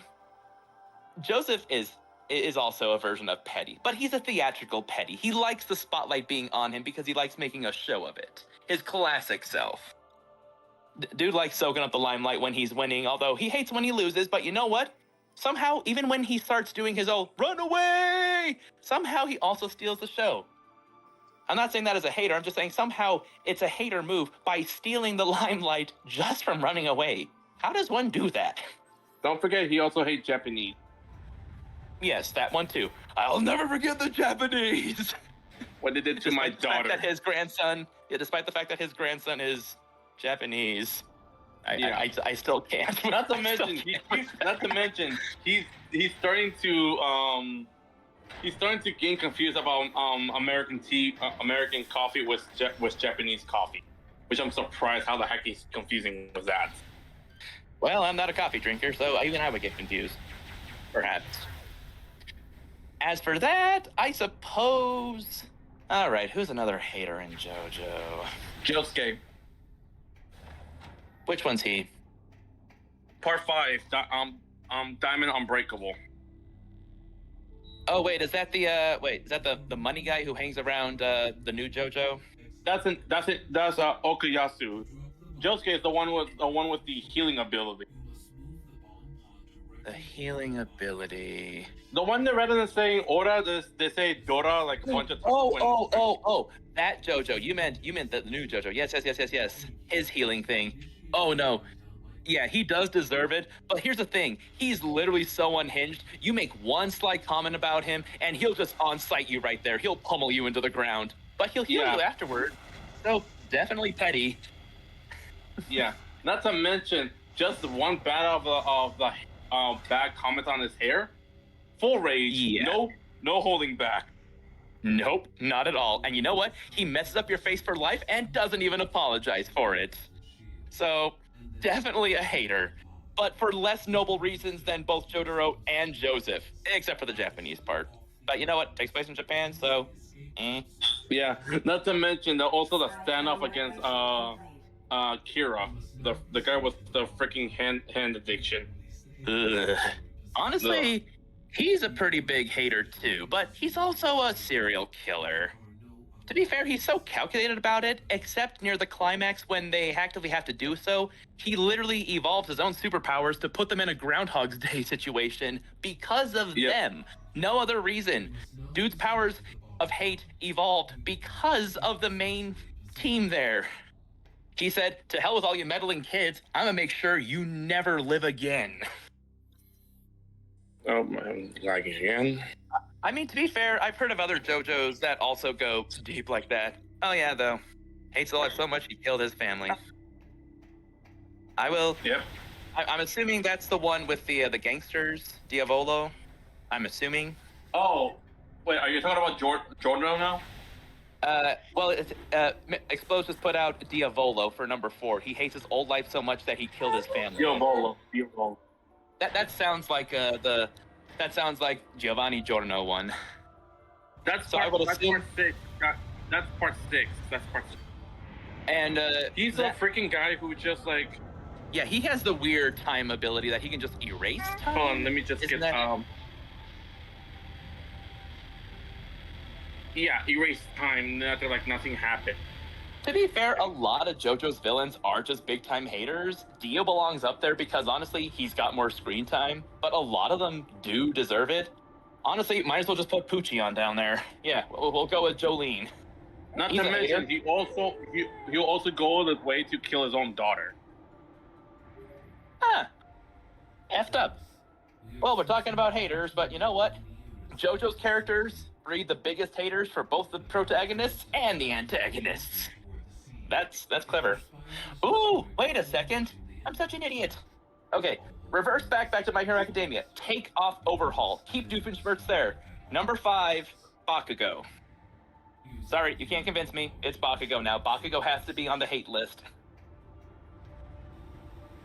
I'm sorry. Why Bakugo? Dude, he literally hated Deku for so much so that he literally built a lot of his life just to show him up, to be better. He despised Deku for what it represented for someone with no powers to help someone who had power. He didn't, but it was revealed later that he didn't want that because he didn't want to be seen as weak. He wanted to be a hero, but he was still a hater. Dude crashed out every single time Deku potentially got a one-up on him. So much so, he finally had it out and fought the dude, got in trouble for it, didn't entirely apologize, but he still recognized where the game was at. And, you know, by the end of it, they both finally grew out of it, but honestly, I can still imagine him just giving Deku shit just for old time's sake, and it's literally their version, their twisted version of just saying, hey bro, you're good. But yeah, seasons like 1 through 3 or 4 of Bakugo, yeah, big time hater towards Deku. He exclusively goes for Deku. He doesn't care for anyone else and he'll snap at them, but Deku? Oh, the surge of murderous intent ain't got nothing on a Bakugo hate boner. Trust me, brother. He was set to kill him during a test. Remember, he was gonna use like all that stored up explosive energy on Deku and says, don't worry, I'm sure he'll live. It's like, bro, calm down. And now since we've gone through that, we can now get back to the hating list on JoJo's. Although at this point, I think I've made my point from that. Now, we shall move on to the big one, and this time Mark can join in.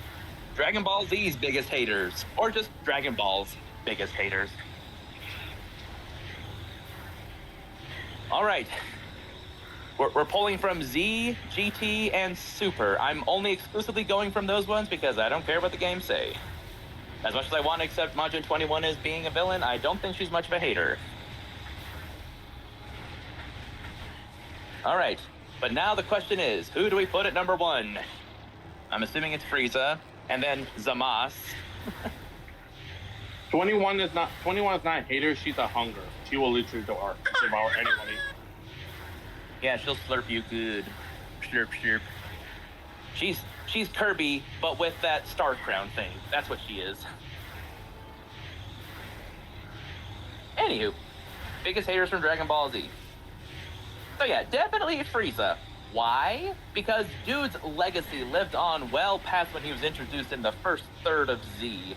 So much so that every other villain that came past that point in Z and beyond was literally... Oh, what's the word? Sorry, I brain farted. My caffeine literally had me die there. Let's see. Compared to, that's it. Everyone was compared to Frieza. Saying it's like, oh man, I haven't had this much fun since Frieza. Oh man, he's just as powerful as Frieza was back then. Oh, Frieza this, Frieza that. Dude had an impact, but that was based on his prowess, less than him being a hater. Now, him being a hater, let's face it, Dragon Ball Z Abridged definitely added kerosene to that flame. But honestly, yeah, dude just didn't care for anything.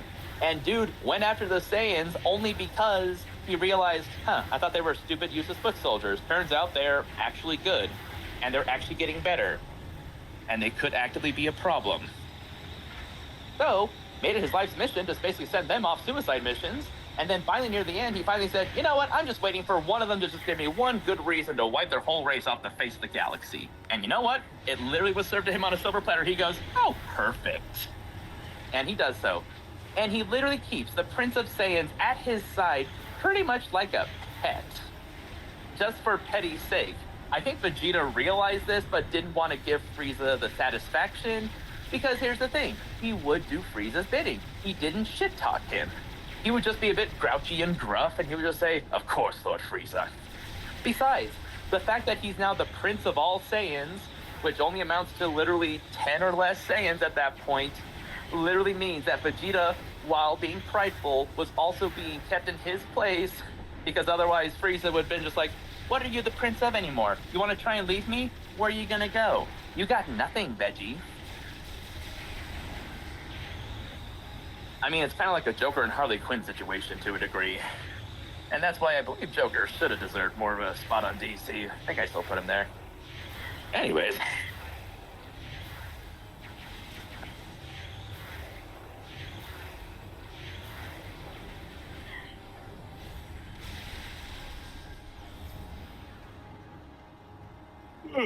I gotta take a little yawn break here. My bad. That's all right, dude. That's all right. Good time. Say good time.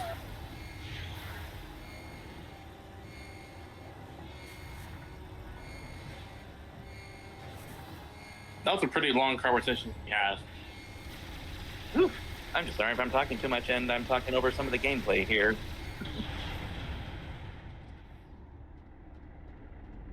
Well, anyway, welcome back, everybody. Wait, we're now recording? No, Oh, no. You guys were recording me. Well, I mean, I was recording while you guys were talking. Just a matter of I had nothing to add to those conversation points. I was waiting for Ben to finally give it up and Yeah. get to the And game. me stop talking a lot. But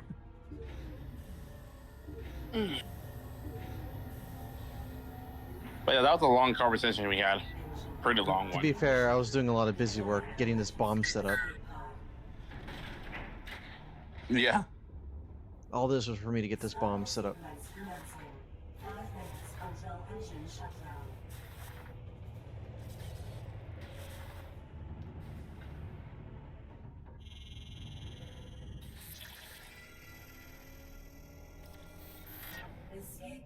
Too bad Explosive isn't here to see this explosion. But anyways, who would you put on the haters list for Dragon Ball? Well, comment section. There's your question. I mean, I just said Frieza. I didn't even get to anyone else. I just said, okay, who's next? Zamas? He's I not mean, let's petty. He's face just it. racist. He's just racist.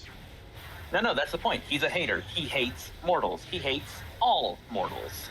And he Actually- especially hates Goku. He Well, hates see- him so much that he literally targeted him, said, I'm gonna steal your body, I'm gonna take your family, which I will then kill, and then I'll save your planet that you love for last, just because I hate you.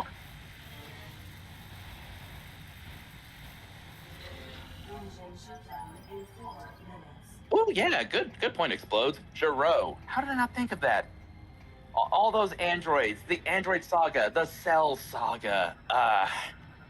Now the thing is, should he go below Frieza? I'd probably say yeah. Only because Goku stayed dead for 7 years. Yeah, he's below. Yeah, just because Goku literally stayed dead only because he realized, yeah, honestly, I just kind of bring all the haters home. So you know what? I'm gonna stay dead, and hopefully that means nothing should happen. And nothing did for 7 years. Makes me think if Goku didn't come back, how the heck would they actually Majin Buu?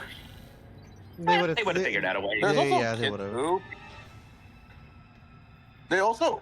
We can also involve Kid Buu because since he literally destroys everything, he doesn't care. Well, you can't call him a But hater I don't because think he it's all a counts- game to him. I'd say Super Buu is more of a hater than Kid Buu, honestly. Because Kid Buu literally acts on instinct. He doesn't act on anything else. He sees a fight, he'll throw his body, he'll destroy it, he'll blow up a planet. I mean, yeah, I know he's part of that whole Black Air Force activity roundtable, but here's the thing. He doesn't have any grudge against anybody. He really doesn't. He doesn't specifically hate any group of people. He just destroys. I mean, talk about Moon Knight being like the intrusive thoughts incarnate. That's what Boo is to the Dragon Ball universe. Kid Boo, in his essence, is just, oh, I see something, I'll destroy it. Oh, you're powerful, I'll eat you. Oh, you want to throw an energy blast at me? I'll blow your planet up. And then I eat you. So, honestly, Super Boo seems more of a hater only because he actively does remember people. He remembers Gotenks when they first came on. He goes, oh, hey, I remember you. And when Vegeta came upon them before he finally faced Vegito, he goes, oh, it's you. I remember you. Honestly, I'd say Super Boo is more of a hater in all of his forms because, yeah, he gets a little bit of ego, but honestly, dude is just literally set as a brick wall for the entire point afterwards, even with Gotenks managing to put him on edge. Gotenks didn't have a chance. Here's the thing, Gotenks always had that time limit going against him. And on top of that, Gotenks' ego basically made all that point with him fusing and doing all the Super Saiyan 3 nonsense and the Super Kamikaze Ghosts. Pretty much just an overextended filler arc that, again, didn't amount to anything. It was just a way for Gohan to come in and be, it's like, oh yeah, we're doing Cell Games 2.0, bitch. Yeah. Oh, wait, why didn't I think of this? Vegeta. Although, to be fair, Vegeta does get better, but he still kind of has a little hater energy towards Goku. He always gets on Kakarot's case. He always belittles him. He always derides him. He always gets on his ass more than Chi-Chi. It's just Vegeta. Vegeta, Vegeta, Vegeta. Where do I start? The seed is now exposed. Fly there and destroy. So, but Yeah, he's honestly, following yeah. him. Alrighty. I guess by putting Dr. Gero, we could also put, and as an extension, we could also put down the androids. I'm thinking 17 and Cell specifically. Maybe 13, No, but no, hold on, hold it. Whoa, hold it. We can Holding? put the future 17 and 18 because they literally just destroy everything. Oh. No, No, they don't care are too much. haters. No, they are Yeah. haters. They're doing it just for the fun. Actually, for some reason, between them and Zamas, though, I mean, they hate all humans Zamas. too, and Zamas. they're essentially doing what Zamas is too. But the thing is, like you said, they just don't care anymore. Yeah. I mean, they don't actively hunt down Trunks, but I will say definitely an honorable mention. Definitely. But Cell, oh yeah, definitely a hater. I mean, the thing is, when Trunks went back and came back to kill the androids, he goes, oh, hell no. So then he goes back in time, And then, he hates Tien because Dragon Ball Z Abridged made it funny, so ha ha ha, yes. Yep. But also, he's a hater too. When he's semi-perfect Cell and Vegeta's literally cockblocking him, he goes, just get out of the way. And he literally put one of DBZ's bigger haters in his place, if only for a moment. Well, that's going to do it for us for today when it comes to Metroid Prime 3. We'll see you guys next time for hopefully more more progress. We actually just bombed the heck out of the overshield, so now the next time we're going to be entering that area. So, yeah, gonna look forward to that. Until then, everybody, take care and have a good one. Bye-bye. Also, thank you for joining us. Bye.